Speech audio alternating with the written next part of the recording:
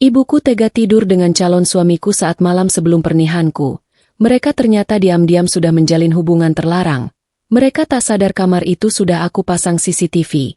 Saat hari pernikahanku buat mereka menangis menyesal saat videonya ku tampilkan di depan semua tamu.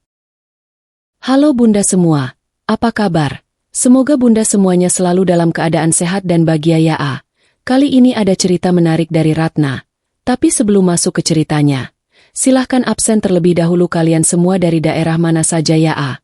Jangan lupa untuk subscribe channel ini agar kalian tidak ketinggalan video-video menarik selanjutnya. Namaku Rania Maheswari, dan pada usia 28 tahun, aku telah menguasai apa yang tidak pernah dipahami oleh keluargaku. Seni mengendalikan uang tanpa harus terlihat memilikinya. Di mata dunia, dan terutama di mata ibuku sendiri, aku hanyalah seorang pemilik toko bunga kecil yang pendiam, penurut, dan nyaris tidak memiliki ambisi apapun. Namun, di balik topeng gadis lugu yang selalu menunduk itu, aku adalah pendiri sekaligus eksekutor utama di balik layar, Aether Capital, sebuah firma investasi anonim raksasa yang menguasai portofolio properti elit di kawasan Sudirman dan memegang hak veto atas puluhan startup di negeri ini. Sayangnya, hidupku seperti lukisan mahal yang dibingkai dengan kayu lapuk yang busuk. Rumah megah peninggalan almarhum ayah ini setiap harinya terasa seperti kandang emas, tempat di mana aku harus berpura-pura miskin dan tertindas demi menjaga ego orang-orang yang merasa berkuasa atasku. Lalu, ada Arga Daniswara, pria berumur 30 tahun yang sebentar lagi akan resmi menjadi suamiku. Arga adalah manifestasi dari ilusi kesempurnaan seorang pria ibu kota yang sangat didambakan wanita. Dia adalah CEO startup teknologi muda yang karismatik, bicaranya semanis madu, dan gayanya seolah dia adalah dewa baru di dunia bisnis yang tak tersentuh. Di mata ibuku, Arga adalah sang penyelamat sejati, ksatria berkuda putih yang sudi mengawini gadis biasa sepertiku. Padahal, fakta aslinya jauh lebih menjijikkan dari yang terlihat. Perusahaan Arga hanyalah tumpukan aset beracun yang kehabisan napas. Entitas bisnis cacat yang hanya masih hidup hari ini karena suntikan dana anonim dari Aether Capital. Arga bukanlah pahlawan. Dia adalah investasi terburukku. Seorang benalu yang mengincar harta warisan keluarga tanpa menyadari bahwa akulah pemegang tali lehernya. Namun, bagian yang paling rumit dari teater hidupku ini adalah Miranda. Ibuku sendiri. Di usianya yang menginjak 50 tahun, dia masih mati-matian mempertahankan topeng sebagai sosialita yang anggun, seorang janda kaya raya yang selalu wangi dan dihormati di lingkaran kelas atas. Dia selalu merasa menjadi nyonya besar yang berhak mengatur setiap tarikan napasku. Dia sangat memuja Arga, menyayanginya jauh melebihi dia menghargaiku sebagai darah dagingnya sendiri. Fakta krusial yang tidak dia ketahui adalah bahwa seluruh kemewahan yang dia pamerkan di arisan, mulai dari tas Hermes langka hingga berlian di lehernya, berasal dari uang saku bulanan raksasa yang diam-diam ku transfer melalui rekening perantara notaris. Ibuku sangat gila validasi.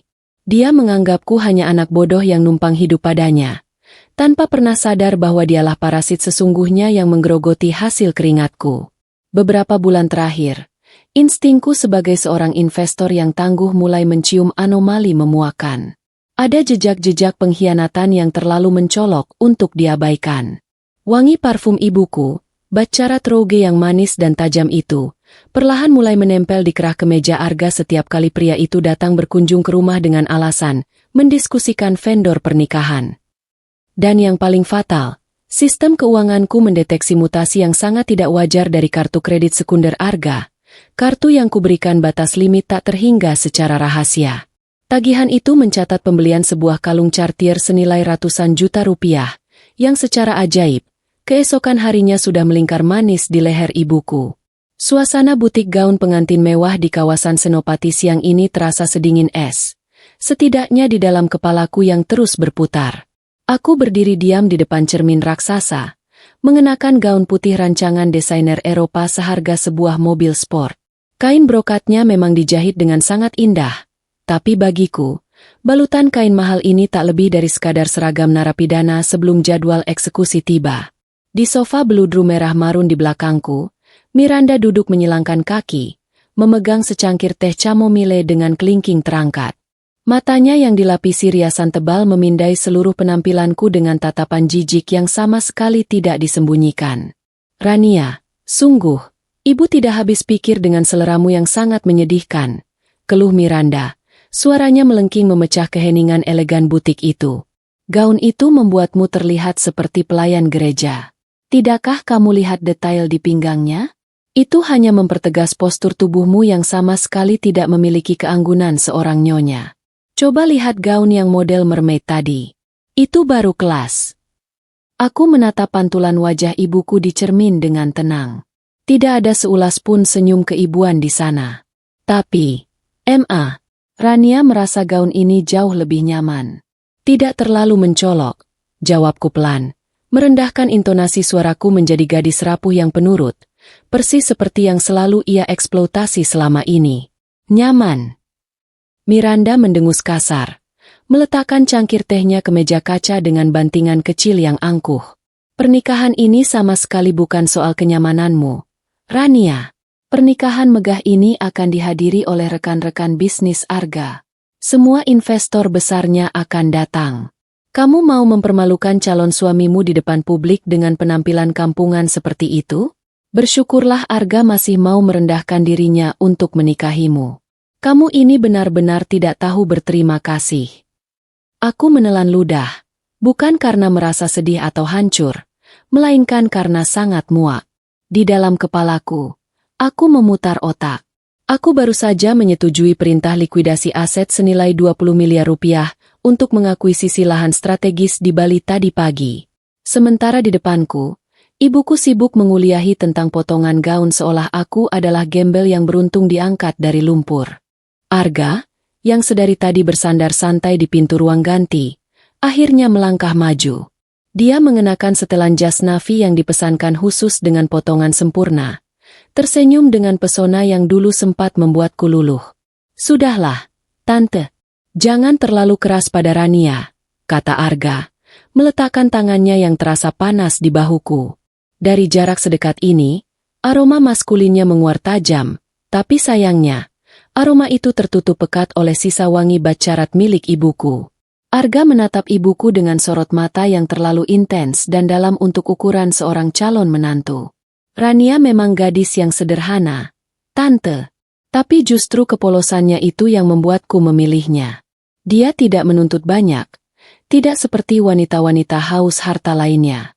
Nanti kita tambahkan saja aksesoris berlian eksklusif agar dia terlihat lebih elegan di pelaminan. Tante tidak perlu khawatir, biar Arga yang bayar semuanya. Oh, Arga, kamu memang pria yang sangat luar biasa dan pengertian. Miranda mendesah kagum, tatapannya membalas Arga dengan kelembutan yang memabukkan, yang tidak pernah ia tunjukkan kepadaku seumur hidup. Tante hanya tidak ingin Rania terlihat murahan. Tante ingin semuanya sempurna untuk masa depanmu. Aku berdiri mematung di antara mereka berdua, merasakan mual yang luar biasa. Sandiwara ini sungguh murahan dan rendahan. Arga berani bilang dia yang akan membayar berlian itu? Menjijikan. Aku tahu persis dia baru saja memohon perpanjangan tenor pinjaman perusahaannya kepadaku, melalui firma hukum perantaraku, 2 hari yang lalu. Saldo rekening pribadinya saat ini bahkan tidak akan cukup untuk membeli sebotol sampanye di klub malam tanpa menggunakan kartu kredit yang tagihannya bermuara langsung ke meja kerjaku. Arga benar. Rania akan memakai tambahan berlian itu. Terima kasih sudah memikirkannya, ucapku, memutar tubuh untuk menghadap mereka berdua. Aku memasang senyum paling manis yang kumiliki. Senyum seorang pion yang sedang bersiap membalikan seluruh papan catur. Baguslah kalau kamu akhirnya mau menurut. Miranda membuang muka, meraih ponsel canggihnya dari meja. Ibu ada jadwal cerambat dan perawatan di salon setelah ini. Arga, kamu bisa mengantar Rania pulang, kan? Atau kamu harus kembali ke kantormu yang sangat sibuk itu? Kantor bisa menunggu, Tante. Proyek raksasaku sedang dalam tahap finalisasi dengan investor utamaku. Semua aman dan terkendali. Hari ini aku dedikasikan penuh untuk menjaga Rania. Arga berbohong dengan sangat lancar dan percaya diri. Investor utamaku. Ya, investor utama yang sama yang sedang berdiri diam di hadapannya dalam balutan gaun pengantin, menghitung mundur hari menuju kebangkrutannya yang tak terhindarkan. Syukurlah, anak ini memang butuh diawasi agar tidak mempermalukan kita. Jangan biarkan dia berulah, kata ibuku sambil berdiri, membenarkan letak tas mahalnya. Ia mendekati Arga, memberikan pelukan singkat, namun telapak tangan ibuku merambat perlahan dan meraba lengan jas Arga sedikit terlalu lama. Tante duluan ya, sayang. Hati-hati di jalan, Tante, balas Arga. Matanya tak berkedip mengikuti liukan langkah ibuku hingga menghilang di balik pintu butik. Setelah ibuku pergi, Arga menoleh padaku dengan wajah tanpa dosa. Kamu tidak apa-apa, sayang? Ibumu memang perfeksionis. Jangan dimasukkan ke hati ya. Aku tidak apa-apa, Arga, jawabku datar. Melangkah masuk kembali ke dalam ruang ganti untuk melepas gaun neraka ini. Aku hanya sedang berpikir. Berpikir tentang apa? Tanyanya lembut dari luar tirai. Tentang betapa bersyukurnya aku memiliki calon suami dan ibu yang sangat mempedulikanku. Tentang hadiah kejutan apa yang harus kuberikan di hari pernikahan kita nanti. Terdengar kekahan kecil dan renyah dari Arga. Tidak perlu repot-repot. Sayang, menikahimu saja sudah menjadi hadiah terbesar untuk hidupku. Oh, Arga, kau benar-benar tidak tahu betapa besarnya dan semahal apa hadiah yang sedang kusiapkan untuk kalian berdua. Di balik bilik ganti yang kedap suara ini, jemariku dengan sangat cepat mengetik sebuah pesan terenkripsi kepada Kepala Divisi Keamanan Pribadiku. Tugas baru. Pasang kamera CCTV tersembunyi beresolusi 4K di setiap sudut kamar tamu utama di rumahku hari ini juga. Pastikan tidak ada satupun titik buta. Aku ingin sistem rekamannya online secara real-time tepat pada malam sebelum hari pernikahanku. Aku tidak akan pernah sudi melabrak mereka hanya karena bukti murahan seperti sebotol parfum atau selembar tagihan perhiasan. Tangisan, amarah, dan teriakan histeris hanyalah senjata yang digunakan oleh para wanita lemah. Aku adalah penguasa absolut Aether Capital. Ketika aku dikhianati dan diserang dari belakang, aku tidak membalas dengan air mata yang sia-sia. Aku membalas dengan audit forensik tanpa celah dan kehancuran hukum yang absolut. Aku akan membiarkan ibuku dan calon suamiku terus bermain asmara dalam gelembung ilusi mereka. Aku akan membiarkan mereka merasa berada di puncak kemenangan. Hingga tiba saatnya nanti, aku akan menendang mereka dari singgasana palsu itu dengan tanganku sendiri, dan memastikan gelandangan di pinggir jalan hidup lebih damai daripada mereka berdua. Permainan ini baru saja kumulai, dan aku sudah memegang hak veto untuk mencabut nyawa finansial mereka kapanpun aku mau. Malam itu, setelah kembali dari butik gaun pengantin yang menguras sisa kesabaranku, aku mengunci diri di ruang kerja pribadiku. Ruangan ini berlapis dinding kedap suara dan hanya bisa diakses dengan pemindai retina mataku yang tersembunyi di balik rak buku. Di atas meja kayu mahoni solid, 3 monitor lengkung menyala terang, menampilkan detak jantung sebenarnya dari kehidupanku, grafik pergerakan pasar saham, laporan portofolio properti elit dari Aether Capital, dan, yang paling memuakan, riwayat transaksi dari kartu kredit sekunder platinum yang kupercayakan pada Arga. Aku memutar kursi kulitku perlahan, membiarkan cahaya biru dari layar menyoroti senyum sinisku di ruangan redup ini. Orang miskin yang mendadak diberi akses pada kekayaan tanpa batas biasanya melakukan 2 kesalahan fatal secara bersamaan. Mereka menjadi sangat serakah, dan mereka menjadi sangat bodoh. Arga melakukan keduanya dengan tingkat kebodohan yang hampir membuatku tertawa terbahak-bahak. Di layar monitor tengah, sebuah riwayat transaksi auto-debit raksasa terpampang dengan warna merah menyala. Angka mutasi senilai 350 juta rupiah meluncur mulus ke butik Cartier di Plaza Senayan tepat pada jam kerja kemarin sore. Kartu kredit itu adalah fasilitas yang secara rahasia kubayarkan setiap bulannya lewat rekening perantara agar Arga tetap terlihat seperti pengusaha mapan di depan ibuku. Dia sangat percaya diri berpikir bahwa itu adalah fasilitas tak terbatas dari perusahaannya. Padahal itu hanyalah uang jajanku yang kuberikan sebagai jaring laba-laba.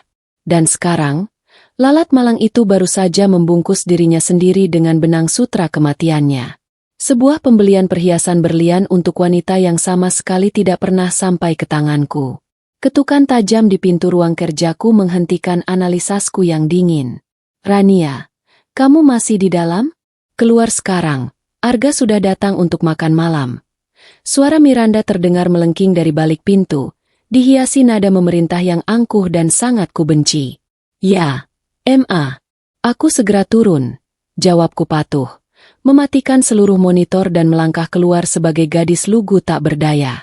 Di ruang makan utama yang diterangi oleh gemerlap lampu kristal bohemian, meja panjang telah dihiasi hidangan daging panggang yang mewah. Arga duduk tepat di sebelah ibuku. Jarak di antara bahu mereka terlalu rapat, terlalu intim dan mesra untuk ukuran seorang mertua dan calon menantu. Saat aku menarik kursi kayu di hadapan mereka, gelombang udara dari pendingin ruangan membawa sebuah aroma yang sangat familiar. Baccarat Rouge 540. Aroma parfum yang terlalu tajam dan manis itu menguar pekat menempel di kerah kemeja mahal Arga, bercampur menjijikan dengan wangi maskulinnya. Ibuku sangat memuja parfum itu, dan aku sangat membencinya. Namun, pandanganku tidak berhenti hanya pada kerah kemejanya. Mataku langsung terkunci lurus pada leher jenjang Miranda. Sebuah kalung berlian murni dari koleksi Cartier melingkar sempurna di sana, memantulkan cahaya kristal di atas kami. Kilauan berlian itu persis sama seperti deretan angka 350 juta rupiah yang baru saja kulihat menari-nari di layar monitorku 10 menit yang lalu. Kalung yang sangat indah. Ma. Sepertinya itu koleksi desainer terbaru. Ucapku santai, mengambil sepotong daging ke atas piringku dengan garpu perak. Wajahku datar tanpa emosi, namun mataku menembus langsung menatap tajam ke bola mata Arga. Arga tersentak kecil di kursinya. Tangannya yang sedang memegang pisau steak sedikit gemetar hingga bergesekan dengan piring kaca.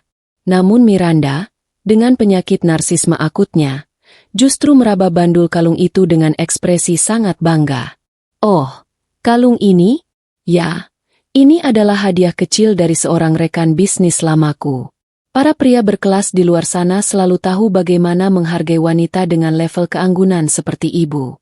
Tidak sepertimu yang bahkan tidak mengerti bedanya berlian asli dan perhiasan zirkonia murah. Sindir Miranda sambil tertawa pelan, membuang lirikan manja yang menjijikkan ke arah Arga. Benarkah? Rekan bisnis yang sangat murah hati. Aku menyesap air putihku secara perlahan, menahan tawa sinis melihat darah di wajah Arga yang perlahan memucat pasi. Arga, bagaimana menurutmu? Bukankah kalung mewah itu sangat cocok dengan postur tubuh Mama? Sangat elegan dan mempesona. Persis seperti seleramu dalam memilih barang. Arga berdeham keras, menegakkan punggungnya mencoba mengembalikan wibawa palsunya yang mulai runtuh. Ya, tentu saja. Tante Miranda memang selalu memiliki selera yang luar biasa bagus. Kalung itu terlihat sangat mahal. Rania sayang, nanti setelah dana proyek perusahaanku cair minggu depan, aku berjanji akan membelikanmu berlian yang jauh lebih besar dari itu. Tidak perlu repot membuang uangmu, sayang. Balasku dengan senyum termanis dan paling palsu yang bisa kubuat. Aku lebih suka sebuah kejutan. Sesuatu yang tidak pernah kusangka sebelumnya. Lagi pula, kebahagiaan Mama adalah prioritas kebahagiaanku juga. Selama kalian berdua bahagia menikmati ini semua, aku merasa sudah sangat cukup. Miranda mendengus kasar, memotong daging panggangnya dengan gerakan agresif. Kamu ini dari dulu selalu saja bermental miskin dan tidak punya ambisi. Rania, bersyukurlah Arga adalah pria mapan yang sangat bertanggung jawab. Kalau bukan karena dia yang mau menampungmu, ibu tidak tahu akan jadi apa nasibmu nanti. Biarkan Arga yang memegang penuh dan mengatur keuangan keluarga kalian. Kamu cukup dia mengurus rumah. Tentu saja. Ma. Arga pasti sangat ahli dalam mengatur semua arus kas. Terutama soal manipulasi pembukuan untuk pengeluaran ekstra. Ucapku santai sambil mengunyah daging. Arga nyaris tersedak anggur merahnya. Batuk-batuk kecil sambil mengelap bibirnya. Sementara ibuku yang buta akan realitas finansial sama sekali tidak menangkap ironi mematikan dari kalimatku. Menatap mereka berdua bersenda gurau di meja makanku. Memakan makanan yang kubeli murni dengan uangku, dan memamerkan perhiasan mewah dari hasil menguras kartuku, membuat perutku melilit muak. Ibuku tidak lebih dari seorang pelakor murahan berwajah aristokrat yang gila validasi, dan Arga hanyalah parasit, seorang benalu miskin tak tahu diri yang sedang bersiap untuk kuhancurkan sampai menjadi debu. Pukul 10 malam. Jamuan makan malam laknat itu akhirnya usai. Arga berpamitan pergi. Berdalih harus segera kembali ke apartemennya karena ada panggilan rapat mendadak dari Dewan Investor. Padahal, aku tahu persis perusahaannya sedang dibekukan secara sepihak oleh sistem bank utamaku. Besok malam, tepat H1 pernikahanku, Arga akan menginap di rumah ini, menempati kamar tamu utama di sayap kiri rumah yang megah, sesuai dengan tradisi konyol yang diperintahkan ibuku. Segera setelah lampu mobil Arga menghilang keluar dari gerbang besi, aku memanggil Pak Yanto, kepala tim keamanan pribadiku yang paling berdarah dingin. Dia masuk lewat pintu belakang yang gelap, menghindari jangkauan mata ibuku yang sudah masuk ke kamarnya untuk tidur nyenyak memeluk berlian curiannya. Semua peralatan pengintaian sudah saya siapkan sesuai instruksi, Nyonya Rania. Bisik Pak Yanto, menyerahkan sebuah tablet hitam yang terhubung langsung dengan jaringan terenkripsi satelit. Pasang semua lensa ini di kamar tamu utama malam ini juga, Pak Yanto. Sembunyikan di balik lukisan dinding, di celah pendingin ruangan, dan di dalam detektor asap. Aku ingin kamera beresolusi 4K dengan sensitivitas inframerah. Tidak boleh ada satupun titik buta di ruangan itu. Jangan sampai ada pergerakan sekecil apapun yang luput dari rekaman server utamaku. Perintahku sangat dingin, tanpa emosi sedikit pun, layaknya Algojo yang sedang mengasah pisau guillotine. Siap, Nyonya. Dan bagaimana dengan dokumen legal yang Anda minta kemarin? Serahkan pada tim hukum Aether Capital segera. Lakukan audit forensik secara brutal dan menyeluruh pada semua aset perusahaannya malam ini juga. Jangan sisakan 1 sen pun untuknya bernapas. Aku ingin berkas gugatan perdata atas penipuan korporasi dan penggelapan dana selesai sebelum matahari terbit di hari pernikahanku. Pak Yanto mengangguk hormat penuh kepatuhan dan segera menghilang membaur ke dalam koridor gelap rumahku. Aku kembali ke ruang kerjaku. Duduk tenang menatap lurus ke arah 6 layar monitor yang kini siap menampilkan visual tajam dari seluruh sudut rumah. Aku mengelus pelan layar tabletku yang mulai memunculkan titik-titik cahaya merah muda, sebuah tanda pasti bahwa jebakan kematian finansial mereka telah terpasang dengan sangat sempurna. Kalian pikir kalian bisa membodohiku dan berselingkuh dengan tenang di kandang emasku sendiri? Malam besok, kamar tamu itu tidak akan menjadi surga tempat kalian memadu asmara terlarang. Kamar itu akan berubah menjadi bilik eksekusi pencabut nyawa kalian. Aku tidak akan menangis histeris layaknya gadis lemah yang patah hati. Aku akan duduk diam menonton kalian menghancurkan diri kalian sendiri. Nikmatilah tidur nyenyak kalian malam ini. Arga, Mama, karena lusa di hari pernikahanku, aku janjikan kalian akan meratap darah memohon ampun padaku di atas aspal trotoar yang sangat dingin. Malam beringsut menuju dini hari, menyelimuti rumah megah ini dalam keheningan yang mencekam. Tepat pukul 12 malam, H1 sebelum hari pernikahanku yang diagungkan itu. Di lantai bawah, dekorasi bunga lili dan mawar putih impor senilai ratusan juta telah tersusun rapi, menciptakan ilusi surga domestik yang sempurna. Namun, di dalam ruang kerja rahasiaku yang kedap suara dan berlapis baja ini, suasana terasa sedingin kamar mayat. Aku duduk tak bergerak di kursi kebesaranku, menjelma menjadi eksekutor yang menanti mangsanya masuk ke dalam perangkap. Cahaya kebiruan dari 6 monitor resolusi 4K menerpa wajahku yang tanpa ekspresi.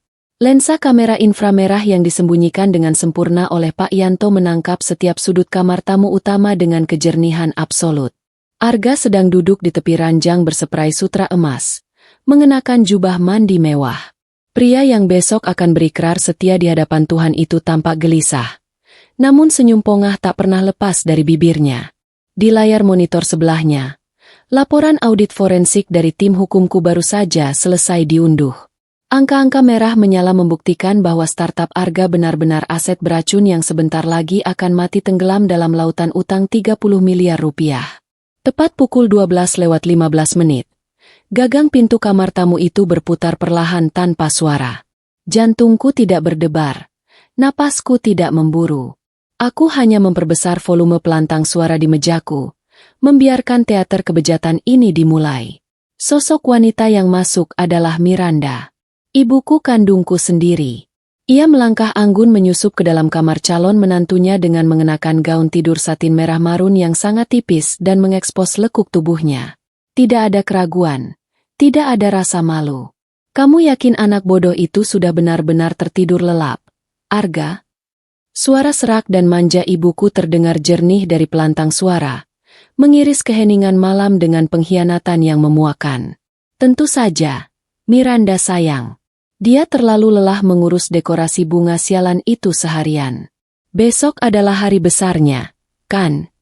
Arga merentangkan tangan, menyambut wanita yang usianya 2 dekade lebih tua darinya itu ke dalam pelukan. Lagi pula, gadis kolot seperti Rania tidak akan pernah curiga. Otaknya terlalu lamban untuk menangkap apa yang terjadi di sekitarnya. Miranda tertawa kecil, tawa merendahkan yang sangat kukenal, saat tubuhnya bersandar penuh di dada calon suamiku. Hari besar untuk kehancurannya, dan hari kemerdekaan untuk kita, Arga. Aku sudah sangat muak melihat wajah polosnya yang sok suci itu setiap hari. Dia pikir dia penguasa di rumah ini hanya karena kebetulan menyerap warisan almarhum ayahnya. Padahal, dia hanya anak tak berguna yang numpang hidup dalam sisa-sisa kejayaan suamiku. Sabar, sayang. Besok pagi, setelah aku sah menjadi suaminya dan dokumen itu ditandatanganinya, kita akan memiliki hak penuh. Aku akan perlahan memindahkan portofolio miliknya ke perusahaanku. Kita akan membuatnya bergantung padaku secara finansial. Ucap Arga sembari mengecup leher ibuku. Tangan kotornya mulai menjelajahi punggung wanita itu. Dia tidak lebih dari sekadar jembatan emas untuk kita berdua. Pastikan kamu melakukannya dengan bersih. Arga, jangan sampai pengacara tuanya yang cerewet itu mencium rencana kita. Desis Miranda. Jemarinya kini mengusap dada Arga dengan penuh gairah. Aku tidak mau selamanya terikat dengan anak itu. Begitu hartanya terkuras, kita singkirkan dia perlahan. Jadikan dia istri penurut yang diam di pojokan rumah, sementara kita menikmati uangnya. Tentu saja, dia adalah parasit yang kebetulan lahir di keluarga kaya, Miranda. Dia terlalu kaku diranjang, terlalu membosankan. Tidak sepertimu. Kamu tahu persis bagaimana membuatku merasa seperti raja sejati. Goda Arga. Suaranya mulai berat oleh nafsu yang menjijikan. Pria sepertimu memang pantas mendapatkan ratu yang sesungguhnya, bukan pelayan toko bunga yang naif, balas Miranda. Kamera 4K itu merekam semuanya. Tidak ada piksel yang buram saat ibuku sendiri menjatuhkan gaun tidurnya ke lantai, dan calon suamiku menyergapnya di atas ranjang yang kubeli dengan hasil keringatku. Mereka bergumul, memadu asmara terlarang di bawah atapku, di malam sebelum aku mengenakan gaun pengantin. Tanganku bergerak perlahan di atas mouse. Klik. Aku mematikan saluran audio. Aku tidak butuh mendengar rintihan menjijikan mereka yang hanya akan mengotori gendang telingaku. Visual resolusi tinggi yang sedang direkam otomatis ke dalam server awan transkripsiku ini sudah lebih dari cukup. Ini adalah senjata pemusnah massal yang akan meledak tepat di wajah mereka besok pagi.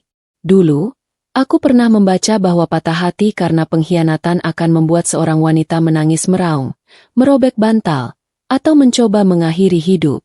Namun, malam ini, tidak ada satu tetes pun air mata yang sudi jatuh dari pelupuk mataku. Saluran air mataku telah mengering, digantikan oleh lahar dingin dari amarah kalkulatif yang siap menelan mereka hidup-hidup. Mereka pikir aku adalah mangsa? Mereka pikir aku pion yang bisa mereka geser untuk capital gain kotor mereka? Aku adalah pendiri Aether Capital. Aku tidak menangis. Aku melayangkan gugatan perdata. Dengan gerakan tenang dan ritmis, jari-jariku mulai menari di atas keyboard mekaniku. Aku membuka portal perbankan internasional. Berkas pertama yang kusetujui adalah perintah pembekuan aset total. Aku mengunci semua akses kartu kredit sekunder Arga, menjadikannya bongkahan plastik tak berguna dalam hitungan detik. Berkas kedua adalah instruksi autodebit ganda pada rekening operasional startup Arga, sebuah manuver legal yang kususun untuk menarik kembali seluruh dana investasiku dengan denda keterlambatan eksponensial. Besok siang, Arga tidak akan bisa membeli segelas air putih sekalipun tanpa namaku terpampang sebagai lintah darat yang menyita nyawanya. Lalu, pandanganku beralih pada sosok ibuku yang menggeliat penuh dosa di layar monitor. Ibuku yang sangat memuja kelas sosial dan keanggunan. Ibuku yang menghina seleraku dan menyebutku gadis kolot. Wanita itu tidak lebih dari sekadar pelakor murahan yang haus validasi, merampas kebahagiaan putrinya sendiri demi uang yang sebenarnya milikku. Aku akan memastikan status sosialnya hangus menjadi sampah sejarah. Aku mengetik perintah baru kepada Bapak Hermawan, pengacara utamaku. Mulai proses pengusiran legal untuk Miranda Maheswari besok jam 12 siang. Cabut semua fasilitas perwalian. Persiapkan dokumen penyitaan atas seluruh koleksi perhiasan dan tas mewahnya sebagai jaminan kerugian moral. Aku membayangkan wajah angkuh Miranda saat ia tidak lagi memiliki tempat bernaung. Aku akan memastikan tak ada satupun kolega sosialitanya yang berani memberinya tumpangan. Ia akan belajar bagaimana rasanya hidup di sebuah gubuk reot di pinggiran kota yang kotor, menghirup bau selokan setiap pagi. Ia akan terpaksa menanggalkan sutra mahalnya dan menghabiskan masa tuanya hanya dengan mengenakan daster lusuh, menjadi tontonan iba orang-orang yang dulu ia rendahkan. Dan Arga, pria yang merasa dirinya pangeran itu akan menjadi gelandangan paling dihindari di negeri ini.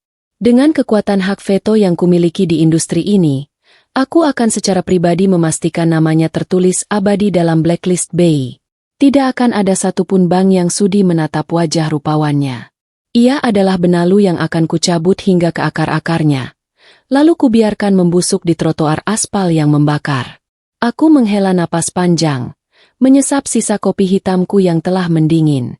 Pemandangan di layar monitor itu masih berlangsung. Sebuah tarian menjijikkan dari dua pengkhianat yang tak sadar bahwa mereka sedang menari di atas tiang gantungan mereka sendiri. Semuanya sudah terkunci. Berkas hukum sudah terkirim, perintah likuidasi aset siap dieksekusi, dan video beresolusi 4K ini telah terpotong rapi menjadi durasi 3 menit yang paling menghancurkan. Selamat menikmati malam terakhir kalian sebagai manusia bermartabat. M.A.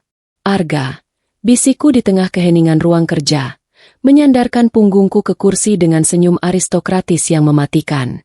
Besok, altar pernikahanku akan menjadi pengadilan yang menelanjangi dosa kalian di depan seluruh dunia. Sinar matahari pagi menembus celah gorden beludru kamarku, membawa kehangatan palsu di hari yang seharusnya menjadi puncak kebahagiaan seorang wanita. Hari pernikahanku. Aku duduk di depan meja rias yang terbuat dari marmer Italia muda, membiarkan 3 orang penata rias sibuk memoles wajahku. Di pantulan cermin, aku tidak melihat pantulan seorang pengantin wanita yang sedang gugup menanti janji suci. Yang kulihat hanyalah sepasang mata sedingin es milik seorang eksekutor yang sedang menghitung mundur jam kematian mangsanya. Semalam, aku menghabiskan waktu berjam-jam menonton ulang rekaman menjijikkan beresolusi 4K itu. Tidak ada air mata. Tidak ada isak tangis histeris. Otakku, yang terbiasa membedah kerumitan portofolio investasi global, mengkalkulasi pengkhianatan ini murni sebagai sebuah kerugian bisnis yang harus segera dihentikan dengan metode amputasi paling brutal. Arga dan Miranda telah melampaui batas kewarasan. Mereka bukan sekadar benalu yang menggerogoti hartaku. Mereka adalah parasit yang mencoba menelan inangnya hidup-hidup. Ponsel cerdas di pangkuanku bergetar pelan. Sebuah pesan terenkripsi dari Bapak Hermawan, Kepala Tim Kuasa Hukum Aether Capital, masuk. Semua instruksi siap dieksekusi. Nyonya Rania. Kami hanya menunggu aba-aba.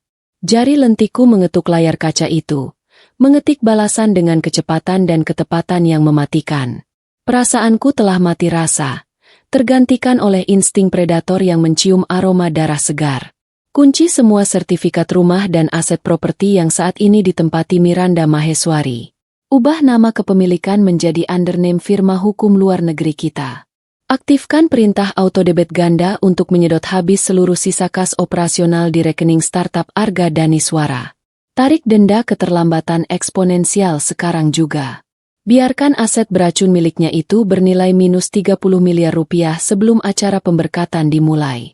Saya ingin melihat mereka jatuh miskin dalam hitungan jam. Tekem. Satu ketukan jari, dan aku baru saja menghapus eksistensi finansial mereka dari muka bumi. Arga, yang saat ini pasti sedang mematut diri di depan cermin dengan setelan jas mahalnya, tidak tahu bahwa ia sudah resmi menjadi pria bangkrut tanpa sepeser pun uang di namanya. Ia akan segera menjadi gelandangan yang dikejar-kejar penagih utang. Pintu kamarku terbuka lebar tanpa ketukan. Miranda melangkah masuk bak seorang ratu yang sedang meninjau wilayah kekuasaannya. Ia mengenakan gaun kebaya modern bertahtakan kristal Swarovski yang menyilaukan mata. Rambutnya disanggul sempurna, dan tentu saja, aroma bacara Trougeyang. Pekat itu langsung menyerang indera penciumanku, membawa ingatan visual yang mengoyak kewarasan tentang tubuh telanjangnya yang bergumul dengan calon suamiku semalam.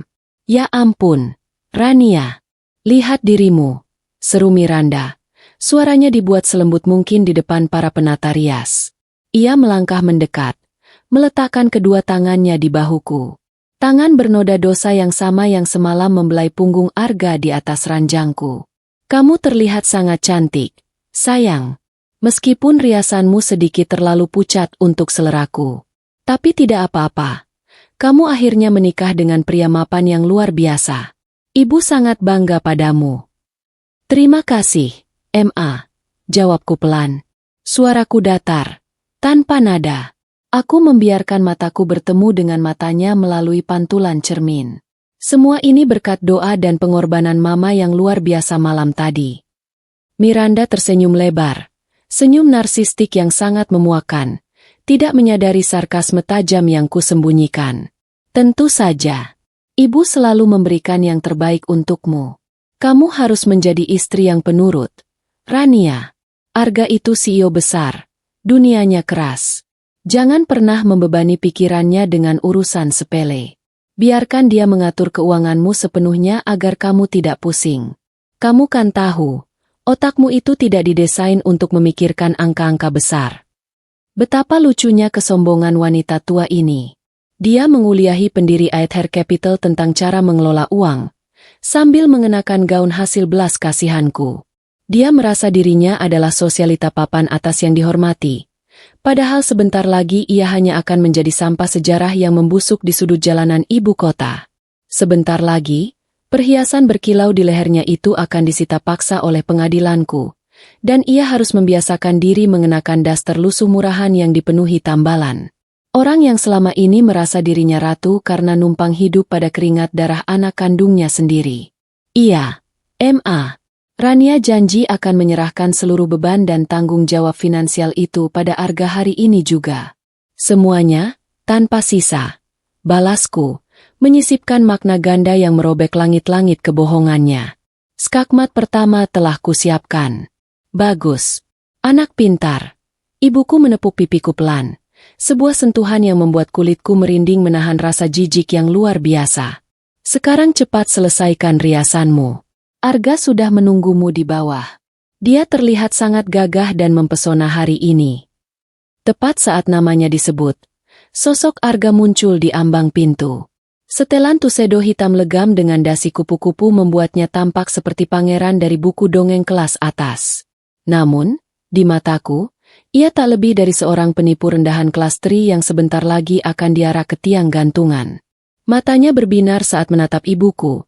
Sebuah kedipan rahasia dilemparkan secara kilat sebelum ia menata ekspresi wajahnya menjadi calon suami yang penuh cinta saat menatapku di depan cermin. Rania, astaga, kamu sangat mempesona hari ini. Puji Arga, melangkah maju dan mengecup keningku tanpa ragu. Bibirnya terasa sedingin bisa ular, dan sisa kebohongan menguar pekat dari napasnya. Aku adalah pria paling beruntung di dunia ini karena bisa memilikimu. Dan aku adalah wanita yang paling beruntung bisa mengetahui semua rahasia terdalammu, Arga. Ucapku sangat halus, memutar tubuhku dan menatap lurus menembus kornea matanya. Langkah Arga terhenti seketika. Senyum manisnya membeku selama sepersekian detik. Keringat dingin nyaris terlihat merembes di pelipisnya. Rahasia? Rahasia apa, sayang? Tanyanya dengan nada suara yang sedikit bergetar. Mencoba mati-matian mempertahankan tawa canggungnya. Aku mengulas senyum paling elegan yang kumiliki. Rahasia bagaimana caramu menyembunyikan semua beban kerjamu dariku demi membuatku bahagia. Kamu selalu ingin terlihat sempurna tanpa beban, kan? Arga menghembuskan napas lega yang sangat kentara. Ia membalas senyumanku dengan kelegaan seorang pengecut yang merasa lolos dari lubang jarum. Ah, tentu saja. Sebagai calon suamimu, tugasku adalah melindungimu dari kerasnya dunia luar. Nanti setelah kita sah, Aku sudah menyiapkan draft perjanjian pranikah agar seluruh pengelolaan aset keluarga berada di bawah kendaliku secara hukum. Kamu cukup duduk manis di rumah, sayang. Tentu. Arga. Dokumen kesepakatan itu pasti akan sangat berguna sebagai bukti di pengadilan perdata nanti. Gumamku terlalu pelan hingga ia harus sedikit mencondongkan tubuhnya. Kamu bilang apa, sayang? Bukan apa-apa. Aku bilang, aku sungguh tidak sabar untuk segera menandatanganinya. Kilahku dengan tatapan kosong yang mematikan. Di seberang ruangan, ponselku berkedip sekali di atas meja marmer. Satu pesan masuk dari Bapak Hermawan. Proses pemblokiran aset selesai. Tim audit sudah siap melayangkan gugatan perdata. Rekening Arga Daniswara saat ini minus total. Langkah menuju blacklist BI sudah dieksekusi. Sempurna. Aku berdiri perlahan dari kursi riasku, membiarkan gaun sutra putih panjang ini menyapu lantai pualam. Di hadapanku, seorang pelakor murahan dan seekor lintah darat berkedok manusia ini tersenyum penuh kemenangan. Mereka membayangkan tumpukan emas yang akan mereka rampas dariku hari ini. Mereka sedang berhalusinasi tentang kekayaan tanpa batas yang akan mendanai perselingkuhan haram mereka seumur hidup tanpa harus bekerja keras. Mereka tidak tahu bahwa aku telah menyulap tumpukan emas itu menjadi bom waktu penghancur massal. Aku tidak akan pernah rela membiarkan hartaku dinikmati oleh manusia berhati iblis seperti mereka. Jangankan untuk membeli kalung berlian atau tas Hermes langka, untuk sekadar menyewa sebuah gubuk reot beraroma bau selokan pun, mereka berdua tidak akan sanggup. Rencana likuidasi aset yang kujalankan pagi ini akan memastikan mereka tercekik pelan-pelan oleh tangan tak terlihat kekuasaanku. Mereka akan mati kelaparan di tengah hiruk-pikuk pesta pora yang mereka ciptakan sendiri. Ayo kita berangkat sekarang, ucapku, meraih buket bunga lili putih dari atas meja dengan cengkeraman erat. Aku memandang ibuku dan calon suamiku bergantian, menikmati sisa-sisa kesombongan mereka. Aku sudah tidak sabar untuk segera meresmikan semuanya di depan altar. Hari ini pasti akan menjadi sejarah yang sama sekali tidak akan pernah kalian lupakan seumur hidup kalian. Aku melangkah lebih dulu melewati mereka berdua, meninggalkan ruangan dengan kepala tegak dan senyum aristokratis yang tak tergoyahkan. Hari pembalasan telah tiba, dan aku akan menjadi satu-satunya Tuhan yang berhak menghakimi nasib finansial mereka hari ini. Ruang tunggu VVIP di penthouse hotel bintang 5 tempat pemberkatanku akan berlangsung didesain menyerupai miniatur istana Eropa.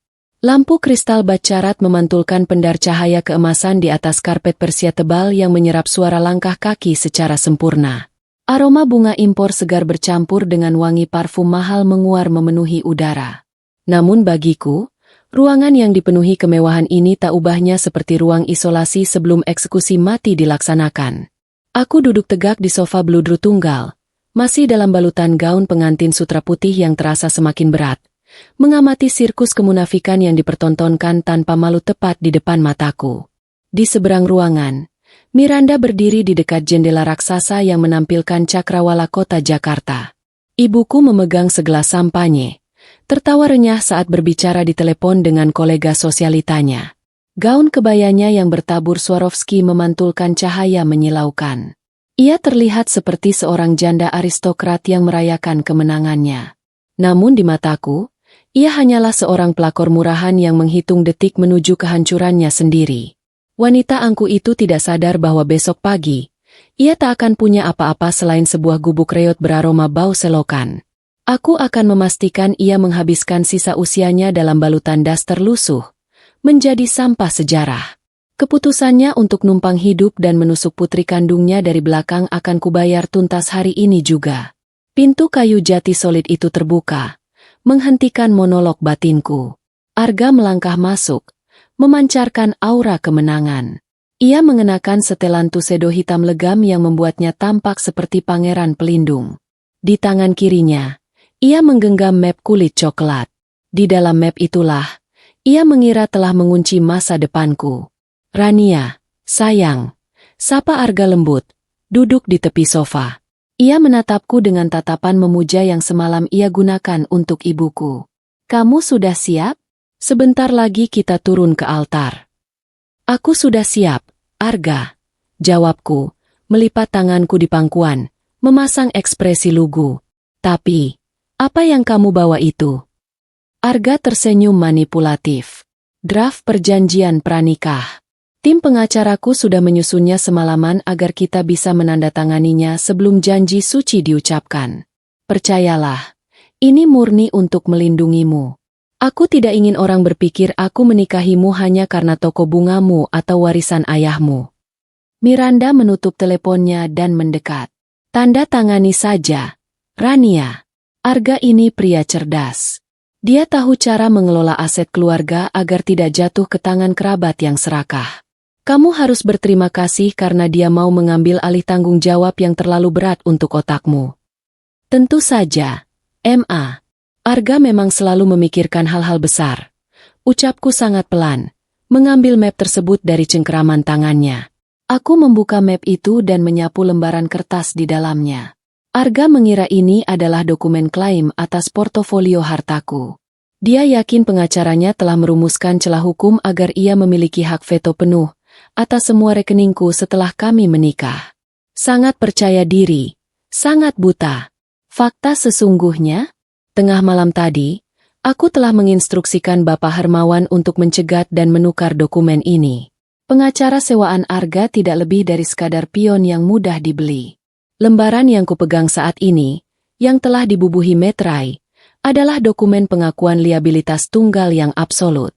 Di sana tertulis dengan diksi hukum korporat rumit bahwa Arga Daniswara, dengan sadar, mengambil alih seluruh kerugian kumulatif dan utang perusahaannya sebelum pernikahan terjadi. Dokumen ini memisahkannya secara mutlak dari harta Gonogini.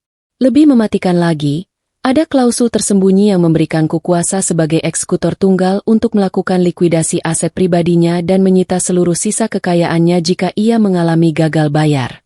Perusahaannya tak lebih dari aset beracun yang berdarah-darah, dan melalui tanda tangannya ini, ia mengesahkan dirinya sebagai penjamin tunggal atas utang puluhan miliar.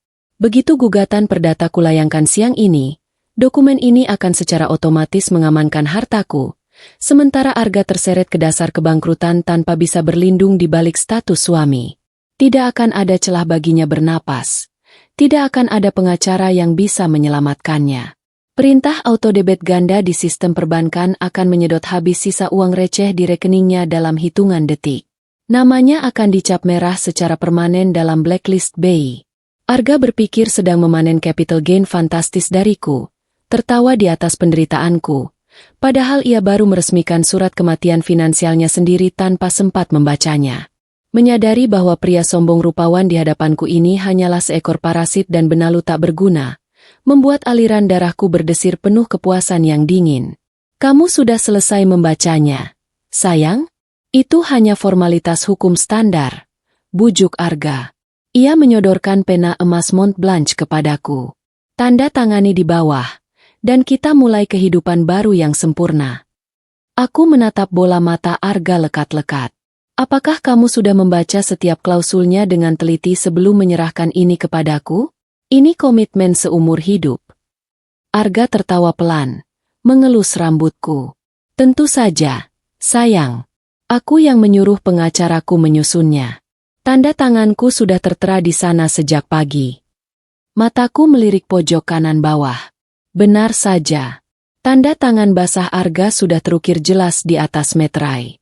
Ia terlalu serakah hingga tidak repot membaca ulang draft yang diserahkan kembali oleh pengacaranya pagi ini.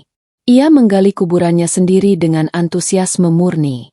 Tanpa ragu, aku meraih pena emas itu. Tinta hitam mengalir membentuk tanda tanganku yang mematikan. Skakmat kedua telah terkunci. Selesai, ucapku mantap, menutup map kulit itu dan menyerahkannya kembali ke dada Arga. Semuanya sudah resmi sekarang. Sempurna. Arga menerima map itu dengan mata berbinar, tak bisa menyembunyikan keserakahannya. Ia menyerahkan map tersebut kepada asistennya di luar pintu. Sekarang, kita hanya perlu turun ke altar. Miranda melangkah maju, memanggil pelayan yang membawa nampan berisi gelas kristal. Mari bersulang untuk masa depan yang luar biasa megah. Dan untuk menantuku yang paling tampan, ucapnya, membagikan 3 gelas sampanye. Untuk pernikahan yang megah, Dan untuk Arga yang akan memimpin keluarga ini menuju puncak kejayaan, ucap Miranda. Matanya beradu mesra dengan Arga. Untuk wanita luar biasa di sampingku, dan ibu mertua yang sangat pengertian, balas Arga, mengangkat gelasnya setinggi dada. Mereka berdua lantas menoleh, menungguku memberikan kalimat penutup. Aku menggenggam batang gelas kristal itu erat-erat. Gelembung sampahnya berwarna keemasan bergerak naik tanpa henti, mengingatkanku pada bisa racun yang perlahan menggerogoti organ tubuh mangsanya dalam diam. Untuk malam terakhir kalian, ucapku dengan nada suara yang sangat dingin, memberikan penekanan tak kasat mata pada dua kata itu. Dan untuk keadilan yang tidak akan pernah datang terlambat. Arga dan ibuku menautkan alis sepersekian detik. Namun kesombongan buta menutupi alarm bahaya itu. Mereka tertawa kecil, menganggapnya sebagai ucapan puitis pengantin yang gugup. Denting gelas bersentuhan menggema di ruang kedap suara ini. Aku membiarkan cairan manis membasahi tenggorokanku. Arga dan Miranda meminum sampahnya mereka dengan kemenangan mutlak. Tidak sadar baru saja menenggak racun untuk kehancuran mereka sendiri. Waktu pertunjukan akhirnya tiba. Bom waktu yang kurakit dengan ketelitian absolut ini kini tinggal menunggu hitungan mundur untuk mengubah mereka menjadi gelandangan di altar pernikahan. Grand Ballroom Hotel Bintang 5 di kawasan SCBD ini telah disulap menjadi replika Istana Versailles yang memabukkan. Dari balik tirai beludru raksasa tempatku berdiri menunggu aba-aba masuk, aku bisa melihat puluhan lampu gantung kristal batcarat yang memancarkan cahaya keemasan. Wangi ribuan tangkai mawar putih Ekuador, anggrek Phalaenopsis, dan lili Casablanca mendominasi udara, menutupi aroma kebusukan yang sebenarnya sedang berpesta pora di ruangan ini. Karpet merah marun tebal membentang membelah lautan manusia, berujung lurus pada sebuah altar megah bertabur bunga, tempat di mana calon suamiku sedang berdiri dengan dada membusung bangga. Lebih dari 500 tamu VVIP hadir malam ini. Mereka adalah para menteri, taipan real estate, petinggi perbankan, dan tentu saja, deretan elit dewan direksi dari startup teknologi milik Arga. Arga sengaja mengundang seluruh jajaran petinggi bisnisnya untuk memamerkan kemenangannya, mempersunting putri dari keluarga terpandang. Pria yang malam tadi merintih di atas tubuh ibuku itu kini berdiri di altar dengan setelan tuxedo sutra hitam, memancarkan pesona pangeran ibu kota. Ia tidak tahu bahwa dewan direksi yang ia banggakan itu, orang-orang yang ia kira adalah investornya, sebenarnya tak lebih dari sekadar boneka suruhanku. Melalui Aether Capital, aku memegang hak veto mutlak atas setiap lembar saham perusahaan rintisannya. Perusahaan yang sangat dibanggakan Arga itu aslinya adalah aset beracun dengan valuasi fiktif, yang selama ini kutopang dengan dana siluman hanya untuk melihat seberapa jauh pria ini berani menggali kuburannya sendiri. Di barisan terdepan, tepat di sebelah jalur karpet merah, kulihat ibuku, Miranda, sedang sibuk bercengkrama dengan para istri pejabat. Gaun kebaya modernnya menyapu lantai, dan kalung cartier curian senilai 350 juta rupiah berkilau di lehernya. Tawanya terdengar renyah dan elegan, menutupi fakta menjijikan bahwa ia adalah pelakor murahan yang tak punya harga diri. Miranda sangat menikmati panggung ini. Ia merasa sedang berada di puncak hierarki sosial, merasa sukses memperalat putri kandungnya sendiri. Wanita itu terus saja bersikap angkuh karena terbiasa numpang hidup pada fasilitas tanpa batas yang kuberikan. Ia tidak sadar bahwa besok pagi, seluruh lingkaran sosialita yang kini sedang bersulang dengannya akan membuang muka, menganggapnya tak lebih dari sampah sejarah yang penuh aib. Ketenangan di balik tirai ini dipecahkan oleh getaran pelan dari jam tangan pintar, smartwatch, yang melingkar di balik sarung tangan rendaku. Sebuah pesan singkat dari Bapak Hermawan muncul di layar kecil tersebut. Laporan final. Semua portofolio telah dialihkan ke Trust Fund Lepas Pantai.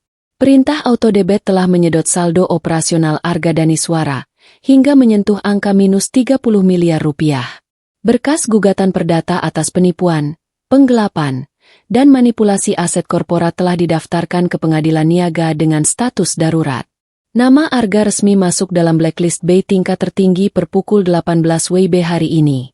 Likuidasi aset akan dilakukan segera setelah Anda memberikan sinyal. Selamat berjalan menuju altar, Nyonya Rania.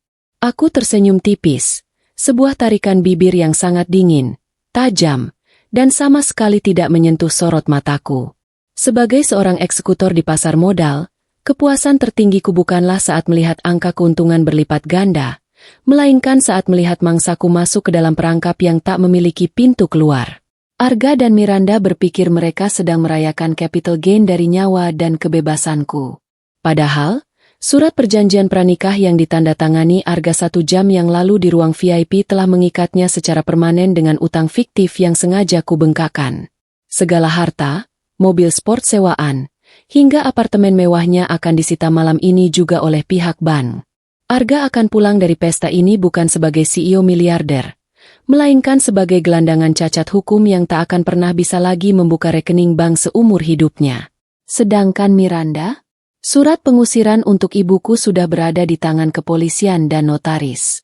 Rumah mewah yang selama ini ia jadikan istana pribadi sebenarnya sudah kuganti kepemilikannya menjadi nama firma hukum luar negeriku bulan lalu.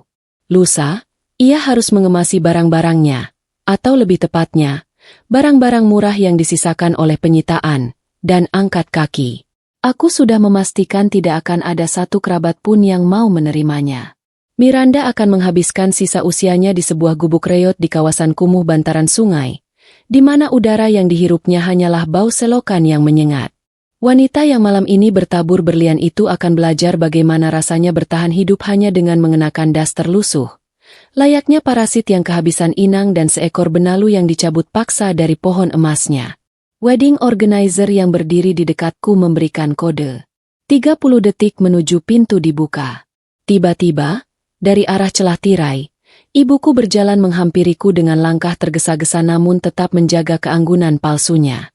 Ia memberikan sentuhan terakhir pada kerudung pengantinku, Veil. Matanya kembali menatapku dengan sorot merendahkan. Ingat, Rania, tarik napasmu dan berjalanlah dengan punggung tegak. Jangan menunduk seperti pelayan. Desis Miranda dengan senyum palsu ke arah kamera fotografer yang berada di seberang ruangan. Semua orang penting menatapmu. Buat ibu bangga, dan buat suamimu merasa bahwa dia tidak salah berinvestasi padamu. Aku membalas tatapannya, membiarkan kebencian murni sedingin es kutub membeku di mataku. Jangan khawatir, Ma. Rania pastikan malam ini, langkah Rania akan menjadi sejarah yang paling Mama ingat. Rania akan memberikan tontonan yang jauh lebih menakjubkan daripada apa yang Mama dan Arga lakukan semalam. Dahi Miranda berkerut samar, kebingungan menyelinap di balik riasan mahalnya. Semalam? Apa maksudmu? Arga pulang lebih awal semalam untuk rapat. Tentu. Ma. Rapat yang sangat melelahkan. Balasku, senyum aristokratisku mengembang sempurna. Kembalilah ke kursimu. Pertunjukan utama akan segera dimulai. Sebelum Miranda sempat menuntut penjelasan lebih lanjut, iringan melodi orkestra Canon Inde mengalun megah memenuhi seluruh penjuru ballroom. Tirai raksasa di hadapanku ditarik perlahan oleh petugas hotel. Cahaya dari ribuan bohlam kristal langsung menyapaku, bersamaan dengan ratusan pasang mata tamu undangan yang seketika berdiri memberikan penghormatan. Aku melangkah maju. Sepatu hak tinggi Jimmy Chooku menginjak karpet merah dengan ritme yang sangat presisi.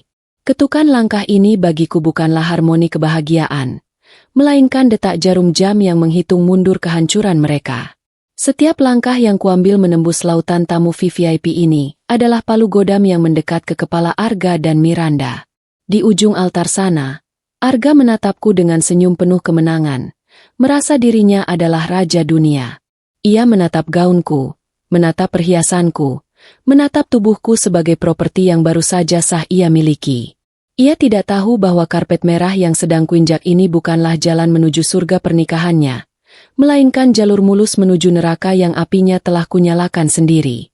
Aku terus berjalan, dingin, elegan, dan tanpa ampun.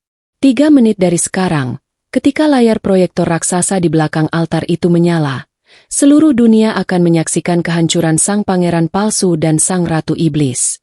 Langkah terakhirku terhenti tepat di undakan marmer putih di depan altar. Di hadapanku berdiri seorang pendeta parubaya dengan jubah kebesarannya, memegang sebuah buku suci yang sebentar lagi akan dinodai oleh kebohongan paling menjijikkan di ruangan ini. Ratusan mata dari para tamu VVIP, taipan, menteri, dan jajaran direksi, kini tertuju padaku, menanti adegan romantis dari sebuah penyatuan dua keluarga elit. Mereka melihat gaun sutraku yang menjuntai, berlian di telingaku, dan senyum malu-malu yang terlukis sempurna di bibirku. Mereka tidak tahu bahwa wanita yang berdiri di sini bukanlah seorang pengantin yang sedang dimabuk asmara. Aku adalah seorang eksekutor berdarah dingin yang baru saja selesai membedah seluruh portofolio musuhnya. Di sisiku, Arga Daniswara berdiri dengan dada membusung. Wajah rupawannya memancarkan aura kemenangan yang absolut. Pria ini berpikir bahwa ia telah berhasil menipuku. Ia mengira dengan mengikat janji suci hari ini, ia akan memanen capital gain tanpa batas dari warisan keluargaku untuk menutupi perusahaannya yang sebenarnya tak lebih dari aset beracun. Arga tidak menyadari bahwa tepat pada detik ini, perintah autodebit ganda yang kuinstruksikan pagi tadi telah menguras rekening utamanya hingga menyentuh angka minus 30 miliar rupiah. Ia sedang tersenyum membayangkan kekayaan, padahal secara de facto, ia sudah menjadi seorang gelandangan cacat hukum. Pendeta mulai membacakan mukadimah pernikahan. Suaranya bergema hikmat melalui pelantang suara, memantul di dinding-dinding berlapis emas Grand Ballroom ini. Arga Daniswara, apakah engkau bersedia menerima Rania Maheswari sebagai istrimu yang sah, dalam suka maupun duka, dalam kaya maupun miskin, hingga maut memisahkan? Arga menoleh ke arahku. Mata hitamnya menatapku dalam-dalam. Sebuah tatapan memuja yang semalam ia gunakan saat membelai tubuh ibuku di atas ranjangku sendiri. Saya bersedia, jawab Arga dengan suara bariton yang mantap dan lantang, memicu senyum kagum dari para tamu undangan di belakang kami. Aku mempertahankan ekspresi datar, namun perutku melilit menahan mual yang luar biasa. Dalam kaya maupun miskin? Sayang sekali, Arga, kau hanya akan mendapatkan bagian miskinnya saja. Dengan hak veto mutlak yang kumiliki di Aether Capital, aku telah memastikan bahwa namamu resmi masuk ke dalam blacklist Bay selamanya. Kau hanyalah seekor parasit. Sebuah benalu tak berharga yang sebentar lagi akan membusuk di jalanan. Dari sudut mataku, aku melirik ke barisan terdepan. Miranda duduk anggun di sana. Ibuku meneteskan air mata buaya, menyeka sudut matanya dengan tisu sutra. Kalung berlian Cartier yang dibeli menggunakan uangku berkilau menantang cahaya lampu. Wanita itu merasa menjadi sutradara dari seluruh drama ini. Ia merasa telah sukses numpang hidup dan merampas kebahagiaanku. Padahal, wanita tua penuh aib itu tak lebih dari seorang pelakor murahan yang tak sadar bahwa surat pengusirannya sudah berada di tangan notaris. Besok pagi, ia akan dibuang dari lingkungan elit ini. Terpaksa pindah ke sebuah gubuk reot di mana udara paginya digantikan oleh bau selokan yang menyengat. Ia akan menghabiskan masa tuanya meratapi nasib dalam balutan das terlusuh, menjadi sampah sejarah yang bahkan tak sudi dilirik oleh anjing jalanan. Kini, seluruh ruangan hening. Pendeta menoleh ke arahku, menatapku dengan senyum kebapakan yang tulus. Rania Maheswari, apakah engkau bersedia menerima Arga Daniswara sebagai suamimu yang sah? Dalam suka maupun duka, dalam kaya maupun miskin, hingga maut memisahkan. Keheningan merayap perlahan. 1 detik, 2 detik, 5 detik berlalu. Aku membiarkan kesunyian itu menggantung di udara, mencekik setiap napas yang ada di ballroom ini. Aku tidak segera menjawab. Mataku menatap lurus ke arah Arga, mengamati bagaimana senyum percaya dirinya mulai memudar, digantikan oleh kerutan samar di keningnya. Di barisan depan, gerakan tangan ibuku yang sedang menyeka air mata seketika terhenti. Sayang, bisik Arga sangat pelan, nyaris tanpa suara, mencoba menyadarkanku. Bukannya mengucapkan dua kata sakral yang mereka tunggu-tunggu, aku justru memutar tubuhku menghadap sepenuhnya ke arah para tamu undangan. Aku mengulurkan tanganku ke samping. Maaf, Bapak, bisakah saya meminjam mikrofonnya sebentar? Pintaku dengan nada suara yang teramat tenang dan elegan. Pendeta itu tampak terkejut. Namun ia memberikan mikrofon nirkabel itu ke tanganku karena pesona aristokratisku yang tak terbantahkan. Bisik-bisik mulai terdengar berdengung bagai kawanan lebah dari ratusan tamu VVIP. Rencana pernikahan tidak pernah mencakup sesi pidato pengantin wanita di tengah-tengah pembacaan janji suci. Terima kasih, ucapku, meletakkan mikrofon di dekat bibirku. Suaraku kini menguasai seluruh ruangan, tajam, jernih, dan membekukan. Sebelum saya memberikan jawaban atas pertanyaan suci tadi, ada sesuatu yang harus saya sampaikan. Sebuah pengakuan, tepat di hadapan Tuhan dan kalian semua. Aku melirik Arga. Wajahnya kini mulai memucat. Ia mencoba meraih tanganku, namun aku menarik diri dengan gerakan halus yang tak kasat mata. Pernikahan adalah tentang kejujuran absolut, ujarku, membiarkan setiap suku kata meresap ke dalam benak para taipan dan investor di ruangan ini. Selama ini, publik melihat saya sebagai wanita yang sangat beruntung karena dipersunting oleh pria hebat seperti Arga Daniswara. Publik melihat ibu saya, Miranda, sebagai sosok penyokong yang luar biasa. Mereka berdua telah memberikan pengorbanan yang sangat dalam untuk saya. Aku tersenyum manis ke arah ibuku yang kini duduk kaku layaknya patung lilin. Hubungan antara ibu saya dan calon suami saya ini sangatlah istimewa. Kedekatan mereka begitu intim, begitu personal. Saking dekatnya, mereka rela menghabiskan waktu berjam-jam secara tertutup di dalam kamar, mengurus hal-hal yang saya, dengan segala kekurangan saya, tidak mampu memahaminya. Bisik-bisik di ruangan itu seketika berhenti. Hening yang tercipta kini bukan lagi keheningan yang hikmat, melainkan keheningan yang mencekam dan penuh tanda tanya. Diksi yang kugunakan terlalu ambigu, terlalu provokatif untuk sebuah pidato pernikahan. Rania, apa yang sedang kamu lakukan? Hentikan omong kosong ini, desis Arga di belakangku. Urat lehernya menonjol. Kepanikan kini mengambil alih sepenuhnya wajah sang pangeran palsu. Aku mengabaikannya. Tangan kiriku di balik gaun memberikan sinyal tersembunyi. Di ruang kontrol audiovisual di lantai atas, operator sewaanku yang sudah kubayar lunas siap menekan tombol eksekusi. Karena itulah, saya tidak ingin menjadi pihak yang egois. Lanjutku, suaraku kini menurun, berubah menjadi geraman dingin yang menggetarkan tulang belakang siapapun yang mendengarnya. Saya telah menyiapkan kado pernikahan khusus. Sebuah hadiah yang akan memperjelas seberapa jauh dedikasi mereka di belakang saya. Ini adalah bentuk rasa terima kasih saya yang paling nyata. Skakmat. Di dalam kepalaku, berkas gugatan perdata telah terkirim. Rencana likuidasi aset telah dikonfirmasi oleh tim audit forensik pribadiku. Kehancuran mereka sudah mutlak dan tidak bisa dibatalkan oleh apapun di dunia ini. Tolong, nyalakan layarnya. Perintahku melalui mikrofon. Mataku berkilat menatap tajam ke arah Arga dan Miranda secara bergantian. Mari kita lihat bersama-sama, seberapa dalam calon suami dan ibuku saling mencintai.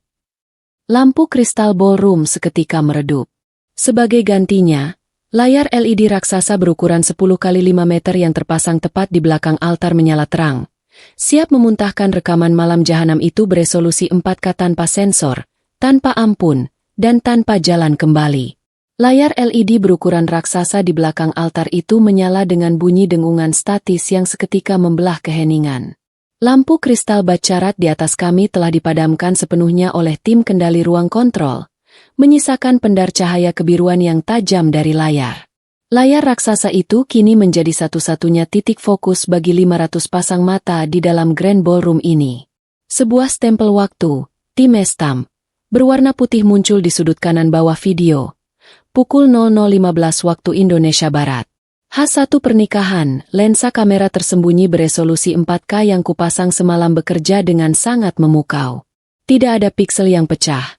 Tidak ada bayangan yang mengaburkan fakta objektif yang sebentar lagi akan menghancurkan mereka tanpa sisa. Di layar raksasa itu, sosok Arga Daniswara terlihat sedang duduk di tepi ranjang kamar tamu utamaku, mengenakan jubah mandi sutra. Dan kemudian, gagang pintu perlahan terbuka. Sosok ibuku, Miranda, melangkah masuk ke dalam bingkai kamera. Ia hanya mengenakan balutan gaun tidur satin merah marun yang sangat tipis dan mengekspos bentuk tubuhnya. Kamu yakin anak bodoh itu sudah benar-benar tertidur lelap, Arga? Suara desahan manja ibuku menggema melalui sistem tata suara surround berkekuatan tinggi yang sengaja kupasang di setiap sudut ruangan.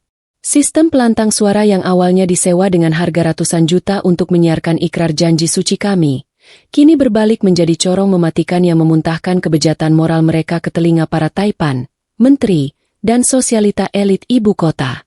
Tentu saja, Miranda sayang. Dia terlalu lelah mengurus dekorasi bunga sialan itu seharian. Besok adalah hari besarnya, kan? Lagi pula, gadis kolot seperti Rania tidak akan pernah curiga. Keheningan yang hikmat di dalam ballroom pecah berantakan detik itu juga. Sebuah tarikan napas kaget, gumaman jijik, dan pekikan tertahan meluncur dari bibir puluhan istri pejabat di barisan depan. Di belakang mereka, para jajaran direksi dan investor yang tadinya menatap Arga dengan penuh hormat, kini terbelalak tak percaya menyaksikan skandal paling memalukan dalam dekade ini di layar raksasa. Itu, ibuku tertawa merendahkan, lalu tanpa ragu menjatuhkan dirinya ke pelukan calon suamiku. Aku sudah sangat muak melihat wajah polosnya yang sok suci itu setiap hari. Dia hanya anak tak berguna yang numpang hidup dalam sisa-sisa kejayaan suamiku.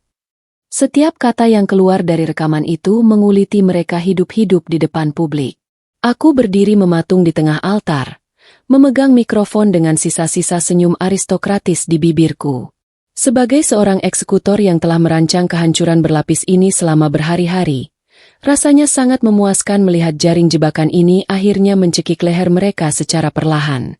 Mereka membayangkan sebuah capital gain fantastis dari warisanku, tanpa menyadari bahwa mereka telah menggali kuburan sosial mereka sendiri secara sangat brutal di kandang emasku ini. Matikan! Matikan layar keparat itu sekarang juga.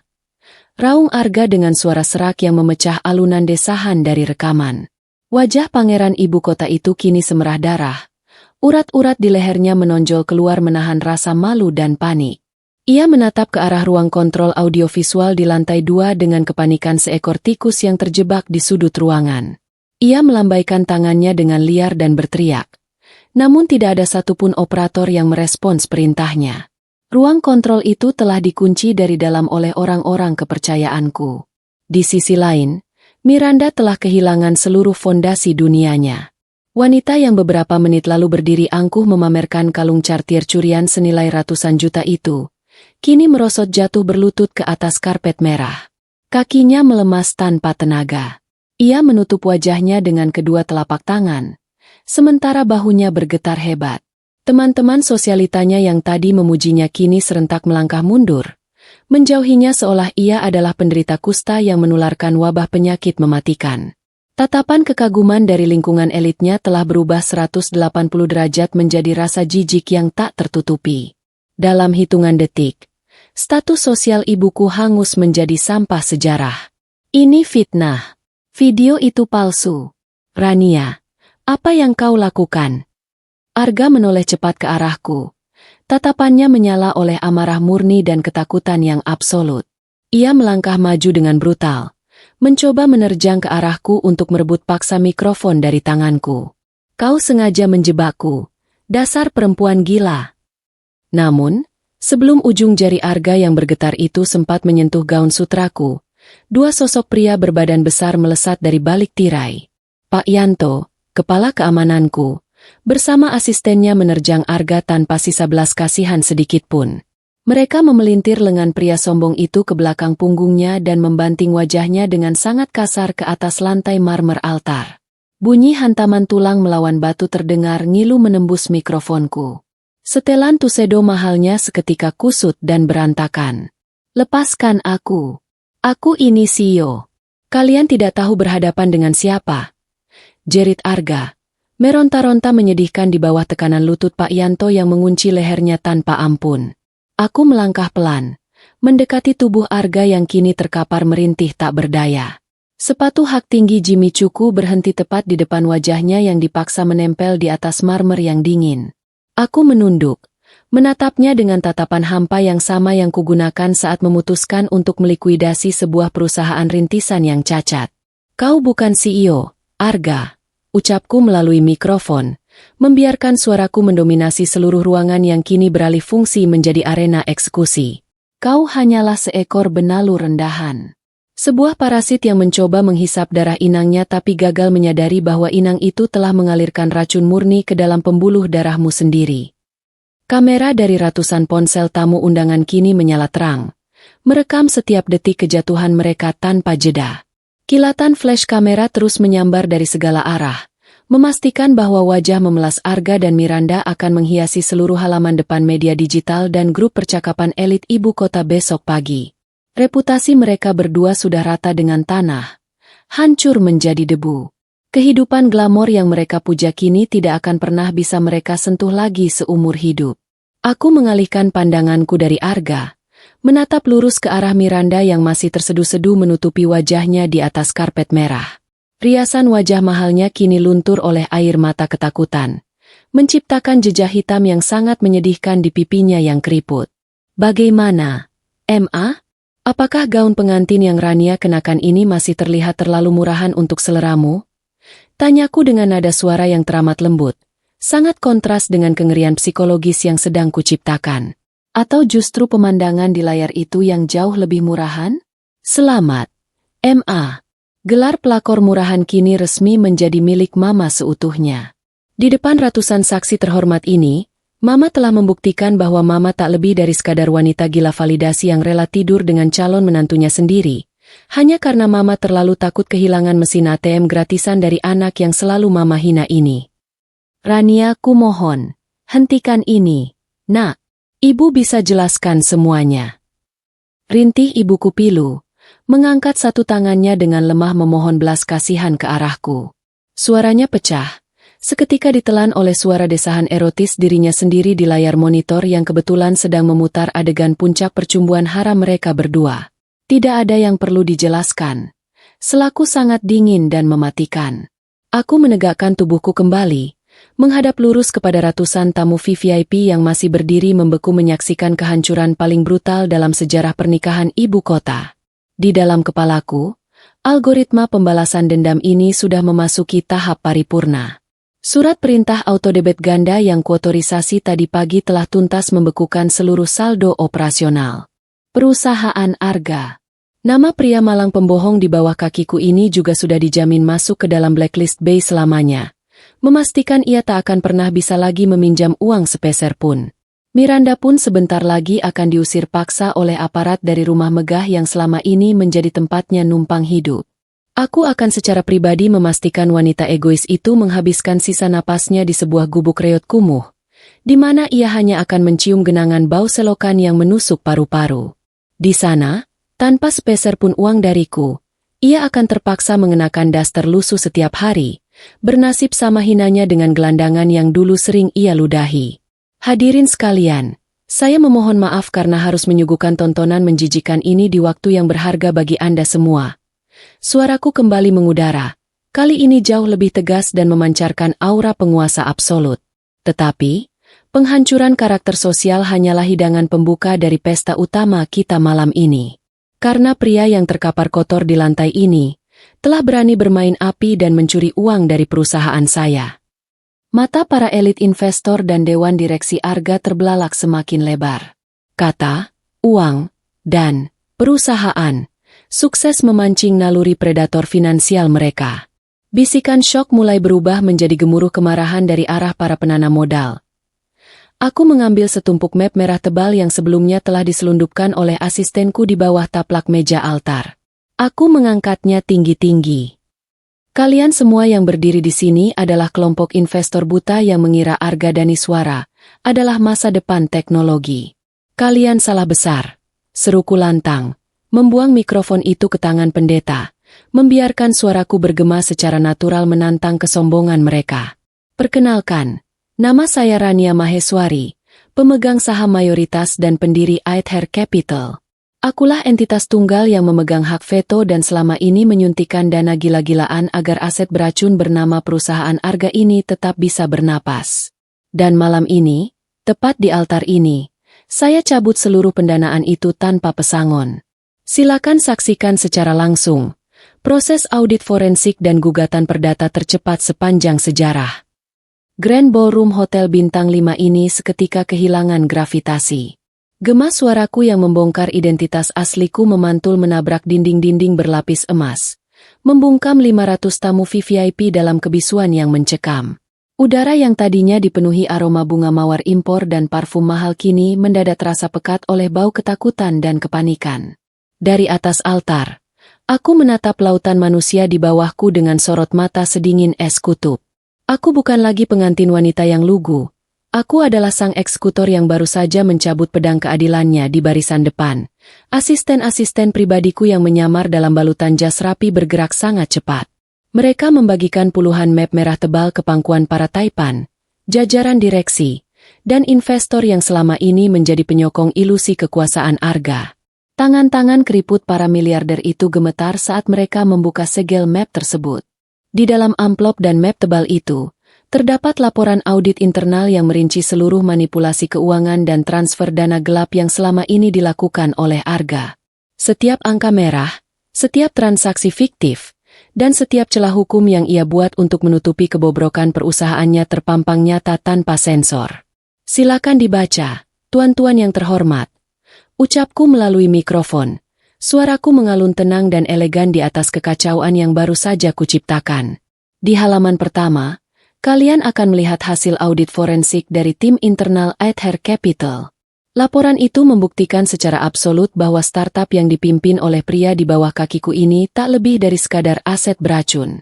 Sebuah cangkang kosong yang selama 2 tahun terakhir ini hanya bertahan karena saya, sebagai pemegang saham mayoritas tersembunyi, terus menyuntikkan dana ke dalamnya. Para investor itu saling pandang dengan wajah pucat pasi. Seseorang membanting map itu ke meja, mengumpat pelan menyadari kerugian raksasa yang menanti mereka Arga, yang masih terjerembab dengan wajah menempel di lantai marmer karena ditahan kuncian lutut Pak Yanto, berusaha mendongak dengan susah payah. Setelan tuxedo mahalnya kini kotor oleh debu sepatuku.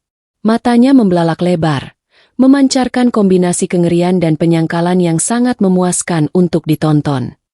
Kau berbohong. Ini semua rekayasa.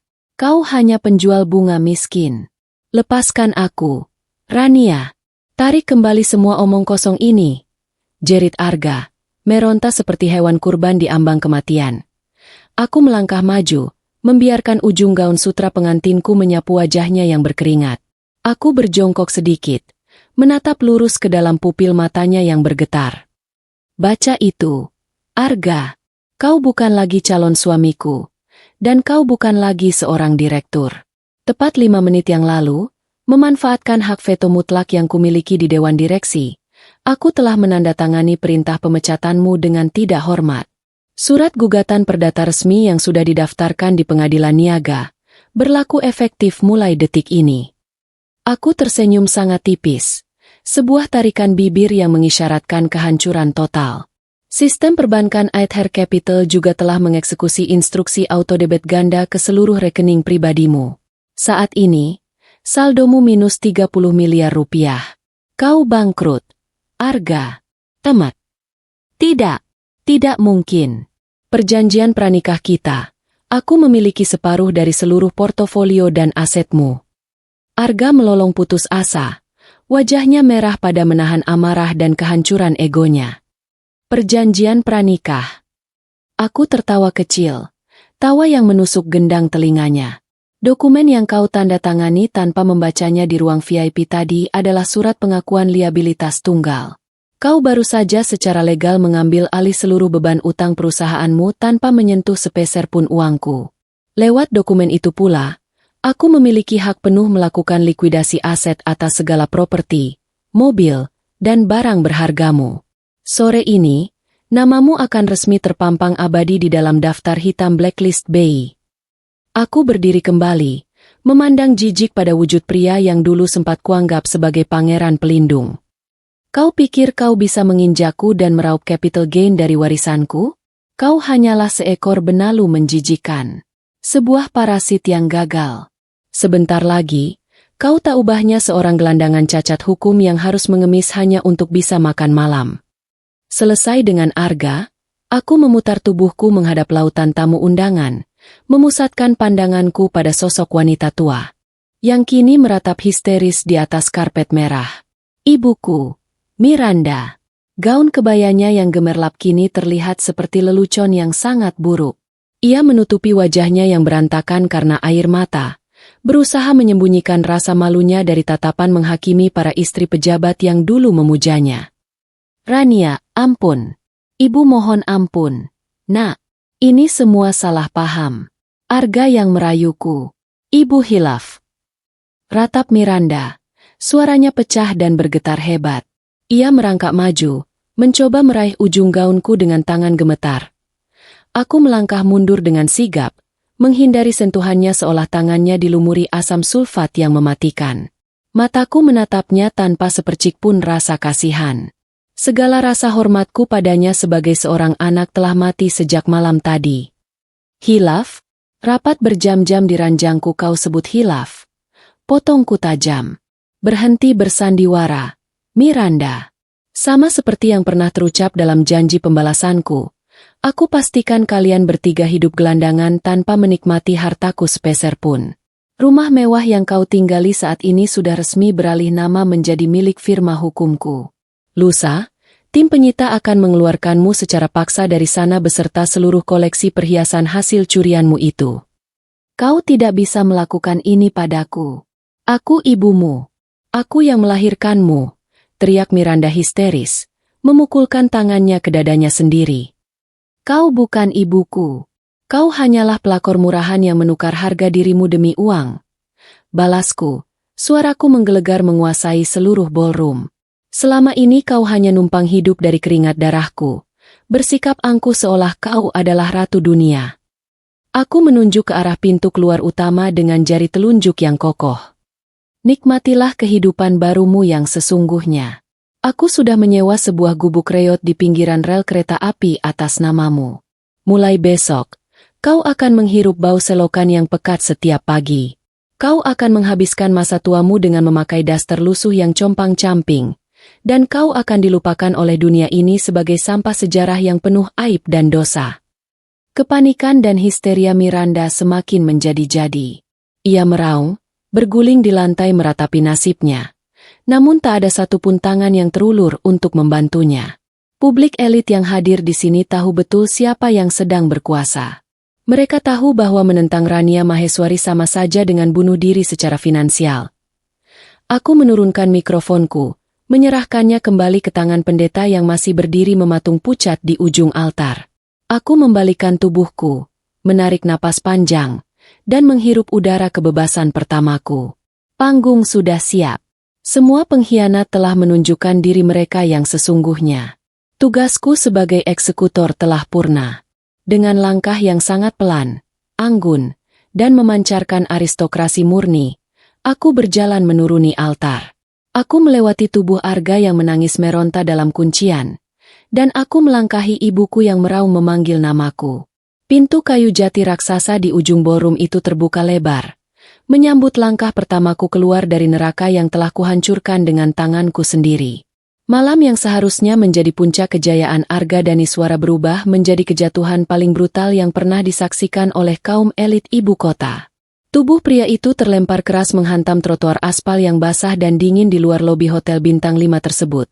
Diusir bagaikan anjing liar berpenyakit oleh tim keamanan sewaan sang eksekutor berdada es, Rania Maheswari.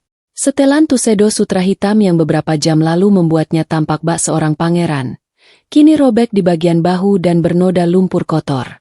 Arga terengah-engah, merasakan ngilu di sekujur tulang rusuknya akibat bantingan keras dari Pak Yanto di altar tadi.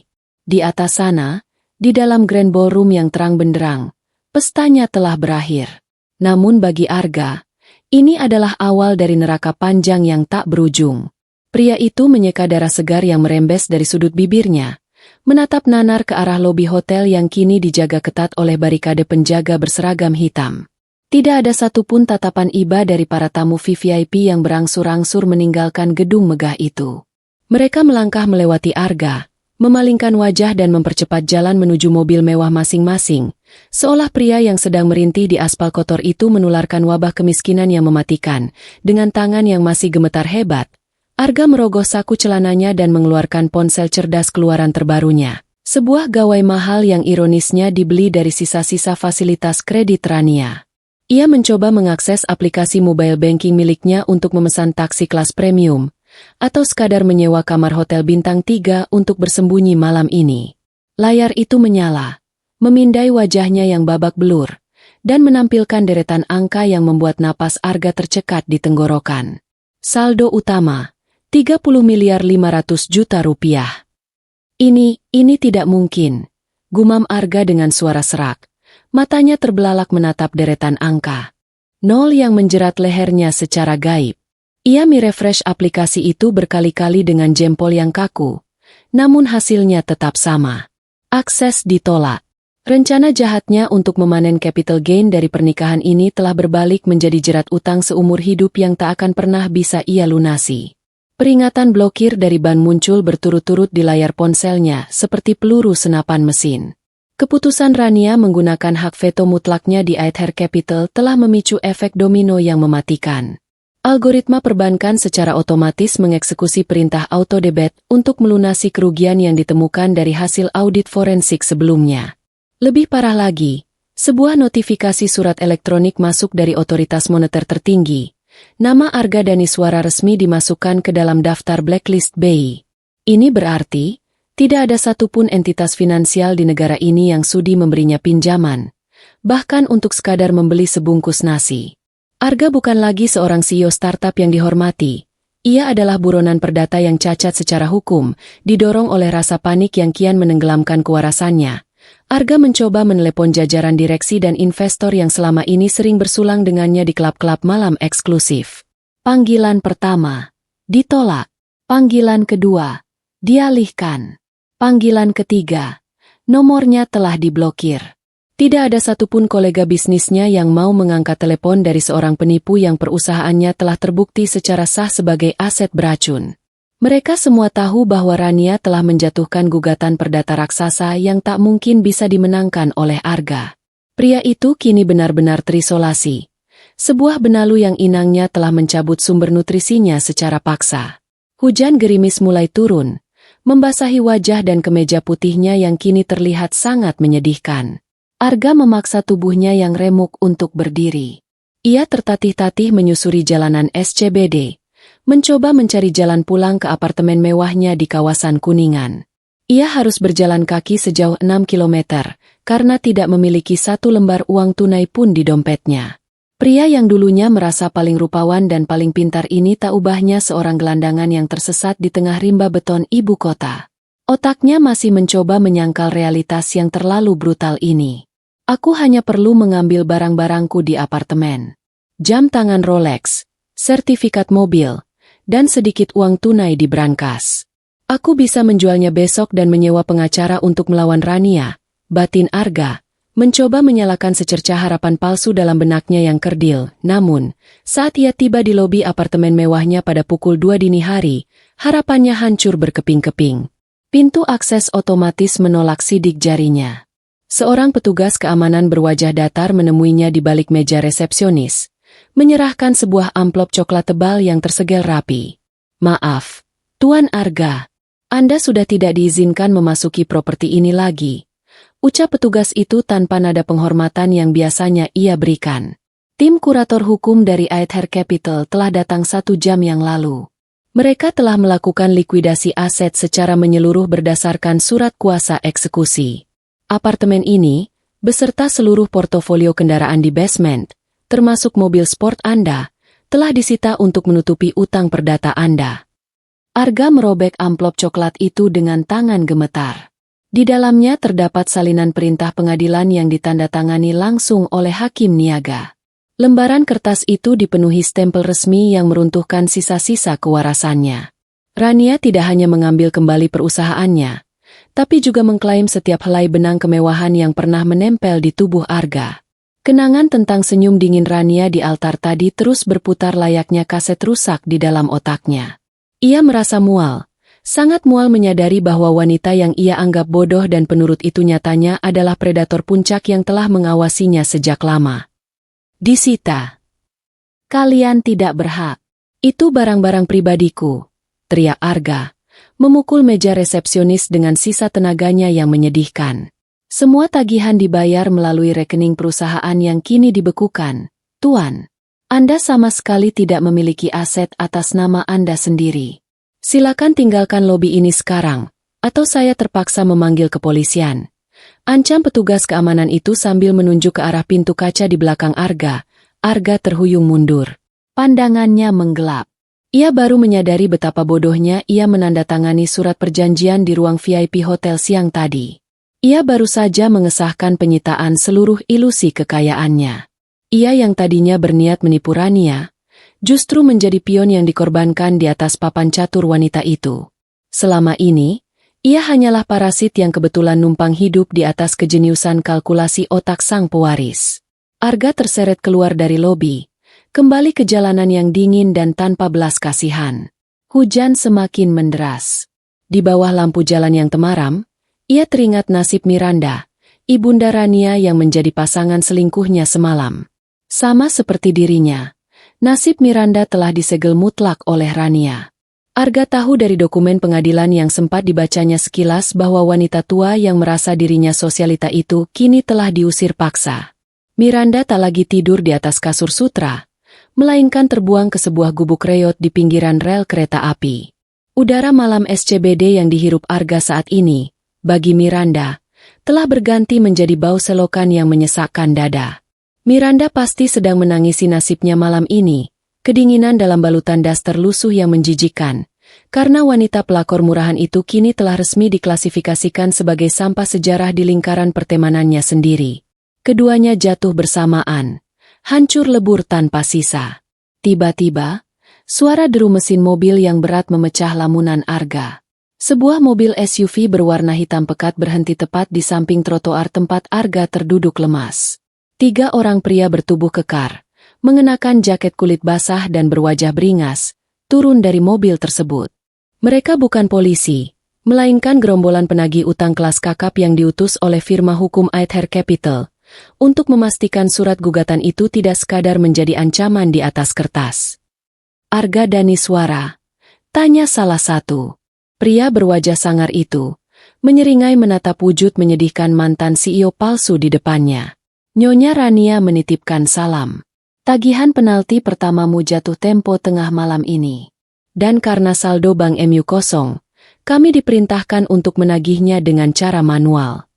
Arga mencoba merangkak mundur, mengesot di atas genangan air hujan. Wajahnya pucat pasi dihiasi ketakutan murni. Tolong beri aku waktu. Aku bisa mencari uangnya. Tolong jangan sakiti aku. Pria kekar itu tertawa meremehkan, menarik kerah tuxedo kotor Arga hingga tubuhnya terangkat melayang dari aspal jalanan. Waktu adalah kemewahan yang tidak dimiliki oleh pecundang sepertimu, Arga. Sebuah pukulan keras mendarat telak di ulu hati Arga, membuatnya memuntahkan isi lambungnya ke atas trotoar yang kotor. Malam itu, di bawah guyuran badai ibu kota, sang pangeran palsu resmi memulai kehidupan barunya di dasar rantai makanan. Karma ini bekerja tanpa ampun, tanpa peradilan ulang, dan tanpa secercah pun rasa iba dari sang dalang agung yang kini sedang meminum anggur di atas singgasana kemenangannya. Matahari pagi bersinar terik, memanggang aspal ibu kota tanpa pandang bulu. Di dalam kamar utama rumah megah kawasan Jakarta Selatan, Miranda terbangun dengan kepala yang berdenyut hebat. Sisa riasan mahalnya luntur, menciptakan bayangan hitam mengerikan di sekitar matanya yang bengkak. Semalaman ia menangis histeris, mengunci diri di dalam kamar setelah melarikan diri dari ballroom hotel yang telah berubah menjadi neraka eksekusi. Otak narsistiknya masih berusaha keras menyangkal realitas. Ia meyakinkan dirinya sendiri bahwa Rania, anak kandungnya yang selalu penurut itu, pasti akan memaafkannya. Ia yakin bahwa amarah Rania hanyalah gertakan emosional sesaat. Lamunan putus asanya dihancurkan oleh gedoran kasar yang menggetarkan pintu jati kamarnya. Buka pintunya, Nyonya Miranda. Waktu Anda sudah habis. Suara berat dan tanpa kompromi milik Pak Yanto terdengar mengancam dari balik pintu. Tanpa menunggu persetujuan, pintu itu didobrak paksa dari luar. 3 petugas keamanan berbadan tegap melangkah masuk, disusul oleh 2 orang pria berjas rapi yang membawa setumpuk dokumen dengan stempel pengadilan niaga. Miranda menjerit, merapatkan gaun tidur sutranya yang kusut. Berani-beraninya kalian masuk ke kamar pribadiku. Keluar. Aku ini nyonya rumah ini. Rania tidak mungkin mengusir ibunya sendiri. Salah satu pria berjas itu melangkah maju, menatap Miranda dengan sorot mata sedingin es yang sangat identik dengan tatapan majikannya. Mulai hari ini, Anda bukan siapa-siapa di properti ini. Berdasarkan putusan gugatan perdata darurat yang diajukan oleh Aether Capital, seluruh properti ini resmi dikosongkan. Kami diinstruksikan oleh Nyonya Rania untuk melakukan likuidasi aset secara paksa. Semua barang mewah di kamar ini adalah milik perusahaan. Tidak, kalian penipu. Miranda meronta liar saat dua petugas keamanan mencengkeram lengannya, memaksanya berdiri dari atas kasur empuknya. Dengan sangat brutal dan efisien, petugas itu merampas kalung berlian Cartier yang masih melingkar di leher Miranda.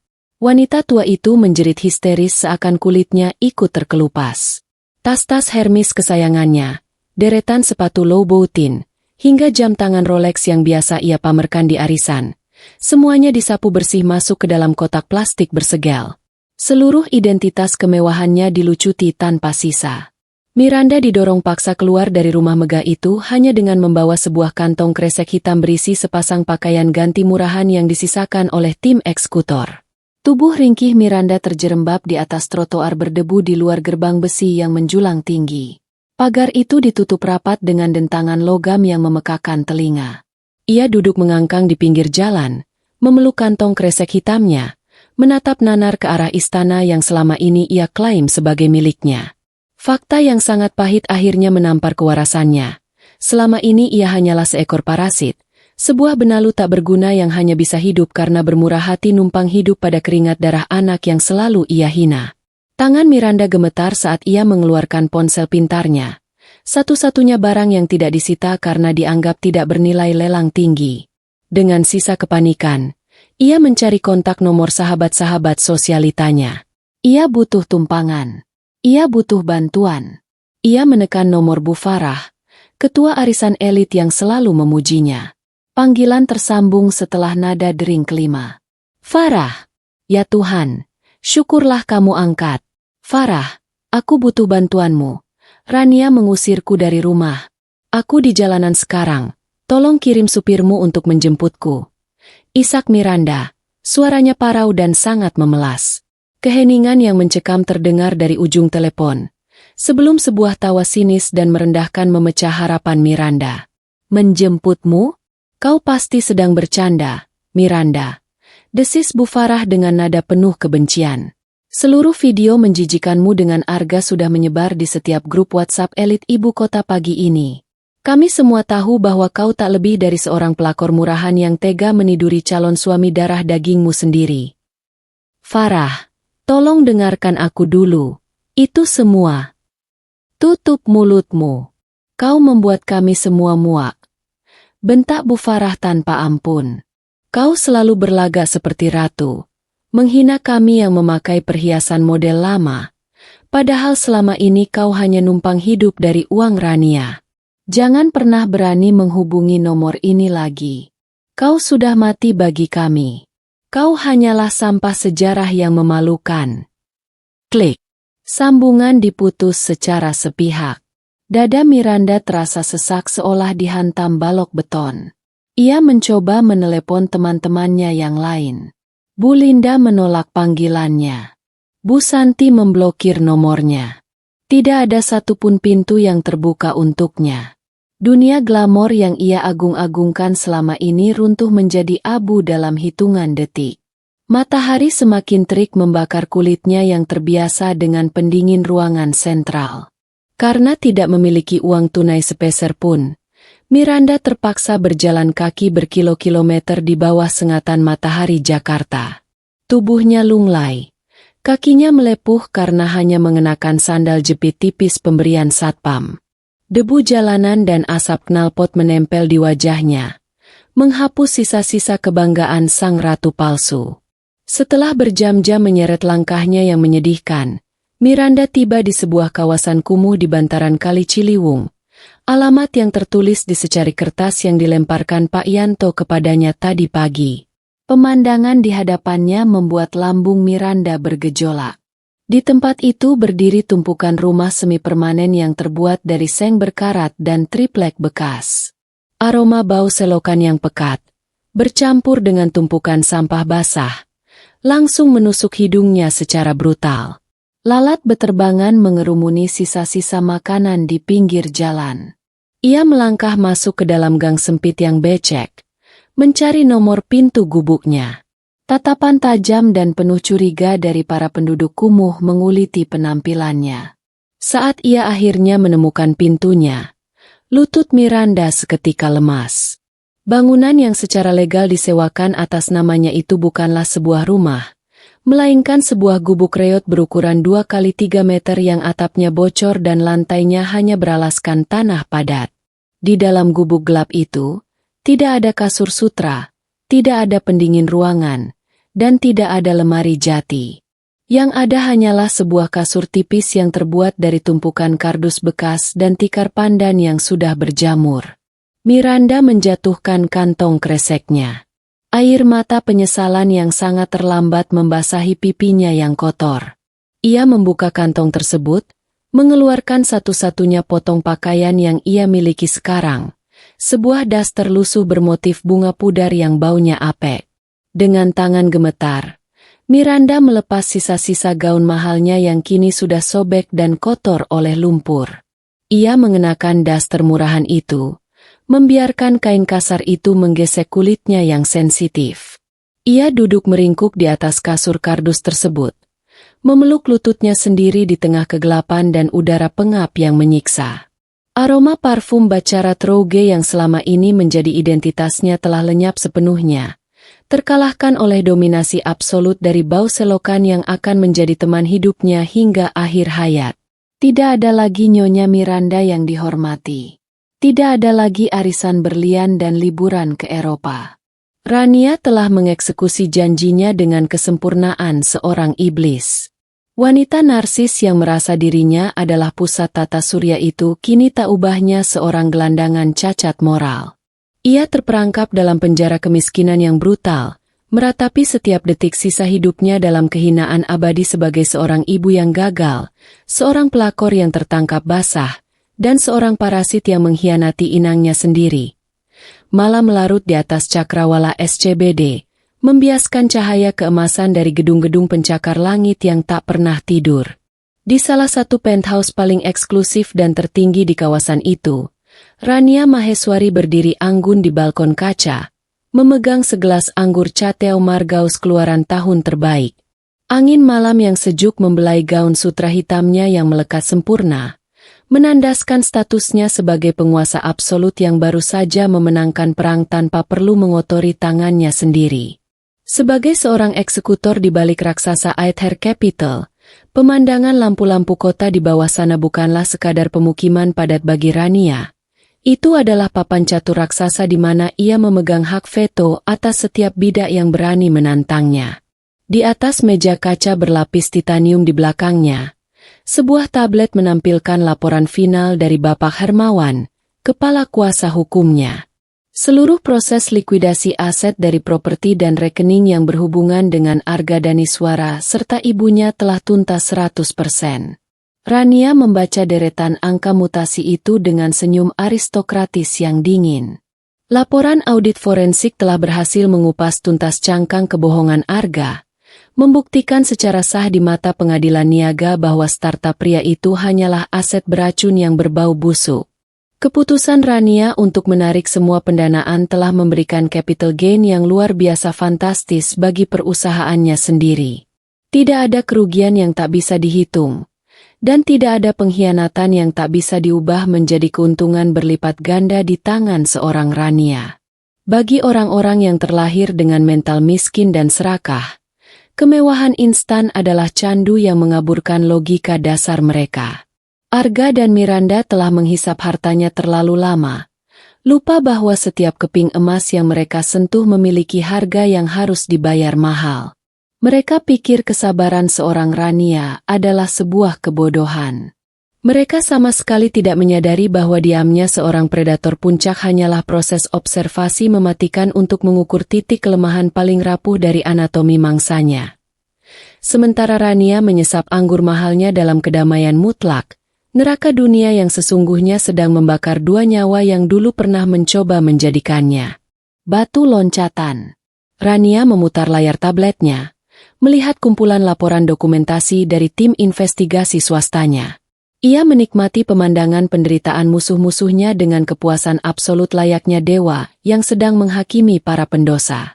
Arga Daniswara kini tidak lebih dari sekadar bayangan buram yang merayap nista di lorong-lorong gelap ibu kota.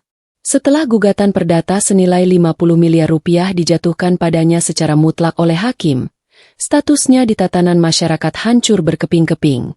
Pengadilan menyita segala hal yang menempel di tubuhnya.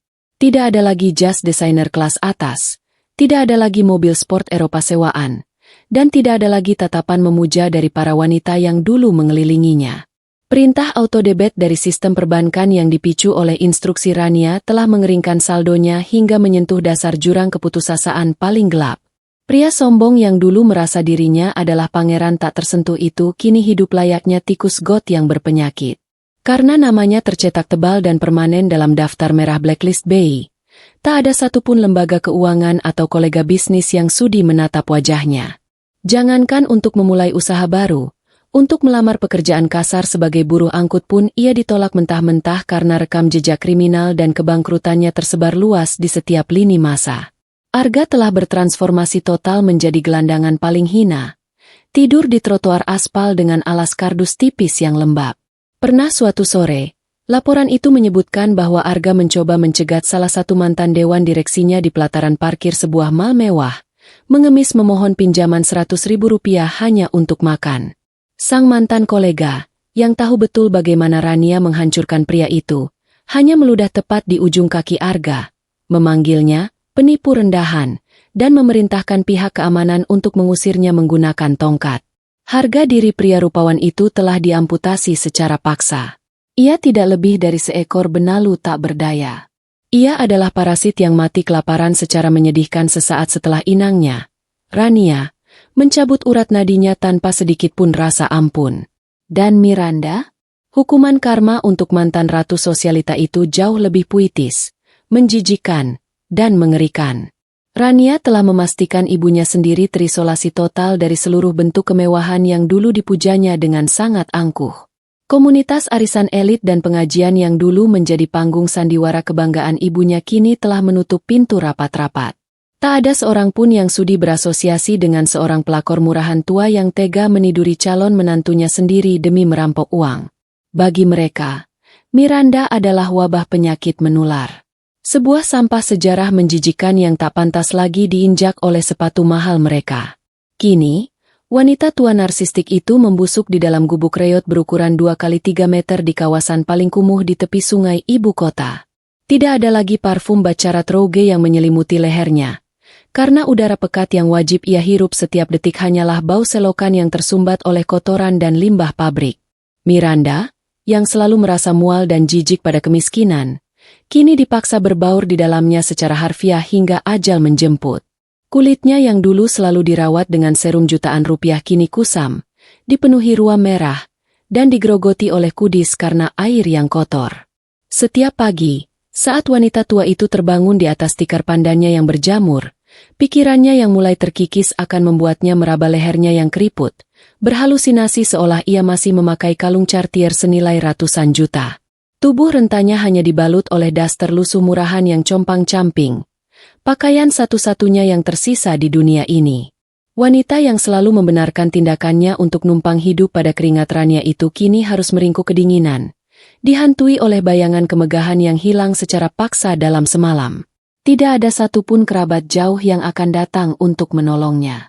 Eksekusi mati secara sosial ini dirancang untuk mematahkan jiwa. Dan Rania telah melaksanakannya dengan presisi seorang maestro pembunuh bayaran. Ponsel khusus Rania berdering singkat memecah keheningan balkon. Panggilan masuk dari Bapak Hermawan. Rania menekan tombol terima tanpa memalingkan wajah dari kerlap-kerlip lampu kota di bawahnya. "Ya, Pak Hermawan." "Katakan," ujar Rania dengan nada suara yang teramat dingin dan datar. "Semua portofolio telah dipindahkan secara legal ke rekening trust fund baru Anda di luar negeri, Nyonya Rania. Saya juga baru saja menerima laporan konfirmasi dari Kepolisian Sektor Selatan." Arga Daniswara tertangkap basah saat mencoba mencuri roti dan minuman di sebuah minimarket karena kelaparan. Dia sedang diproses di dalam sel tahanan. Tentu saja, dengan gugatan perdata Anda yang nilainya fantastis itu masih terus berjalan, dia akan membusuk di dalam penjara dengan status buronan utang kelas berat. Lapor pengacara senior itu. Nadanya dipenuhi oleh rasa hormat dan kekaguman yang mutlak. Sedangkan mengenai Miranda, pemilik panti jompo ilegal di sekitar gubuk kumuhnya melaporkan bahwa wanita tua itu perlahan mulai kehilangan sisa akal sehatnya. Dia sering berlarian di pinggir jalan, meneriakan soal harta dan berlian yang dicuri orang. Rania tersenyum tipis ke arah Cakrawala. Tidak ada setetes pun belas kasihan di hatinya. Tidak ada empati, apalagi penyesalan. Semua ini hanyalah penyelesaian dari persamaan matematika dasar. Pengkhianatan harus dibayar lunas dengan pemusnahan eksistensi.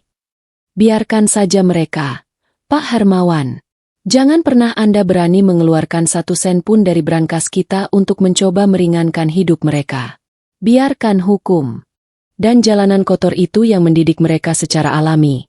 Instruksi Rania tak terbantahkan. Baik, Nyonya Rania. Anda telah memenangkan segalanya malam ini. Saya tidak sekadar memenangkan sebuah pertarungan, Pak Hermawan. Balas Rania dengan nada aristokratis yang membius. Saya baru saja membuang hama beracun dari halaman rumah saya sendiri. Sambungan telepon diputus. Rania meletakkan gawai mahalnya di atas meja kaca, lalu mengangkat kembali gelas anggurnya. Ia menatap lekat pantulan wajahnya di kaca balkon penthouse. Wanita tangguh yang berdiri tegak di sana bukanlah lagi seorang gadis penjual bunga yang menunduk lugu, bukan lagi anak perempuan yang bisa disetir oleh ibunya yang serakah, dan bukan pula pion yang bisa diperdaya oleh pembohong kelas 3 bermodal wajah tampan. Ia adalah Rania Maheswari, sang eksekutor finansial, entitas independen yang kejam dan sama sekali tak tersentuh. Ia telah membalikan keadaan dengan metode paling brutal. Membiarkan orang-orang yang dulu berani menghinanya kini berubah menjadi debu aspal yang bahkan tak pantas menempel di sol sepatu mahalnya. Dengan kemegahan yang tak terbantahkan, Rania memutar cairan anggur di dalam gelas kristalnya secara perlahan.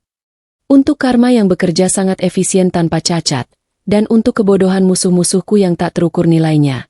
Bisik Rania ke arah langit malam Jakarta yang tak berujung. Rania menyesap sisa anggur merah itu hingga tetes yang terakhir, membiarkan rasa manisnya berbaur dengan esensi kebebasan dan kemenangan absolut yang kini berada dalam genggaman tangannya. Panggung drama telah ditutup secara permanen, dan malam ini, sang ratu bersulang merayakan kekuasaan mutlaknya di puncak tertinggi rantai makanan.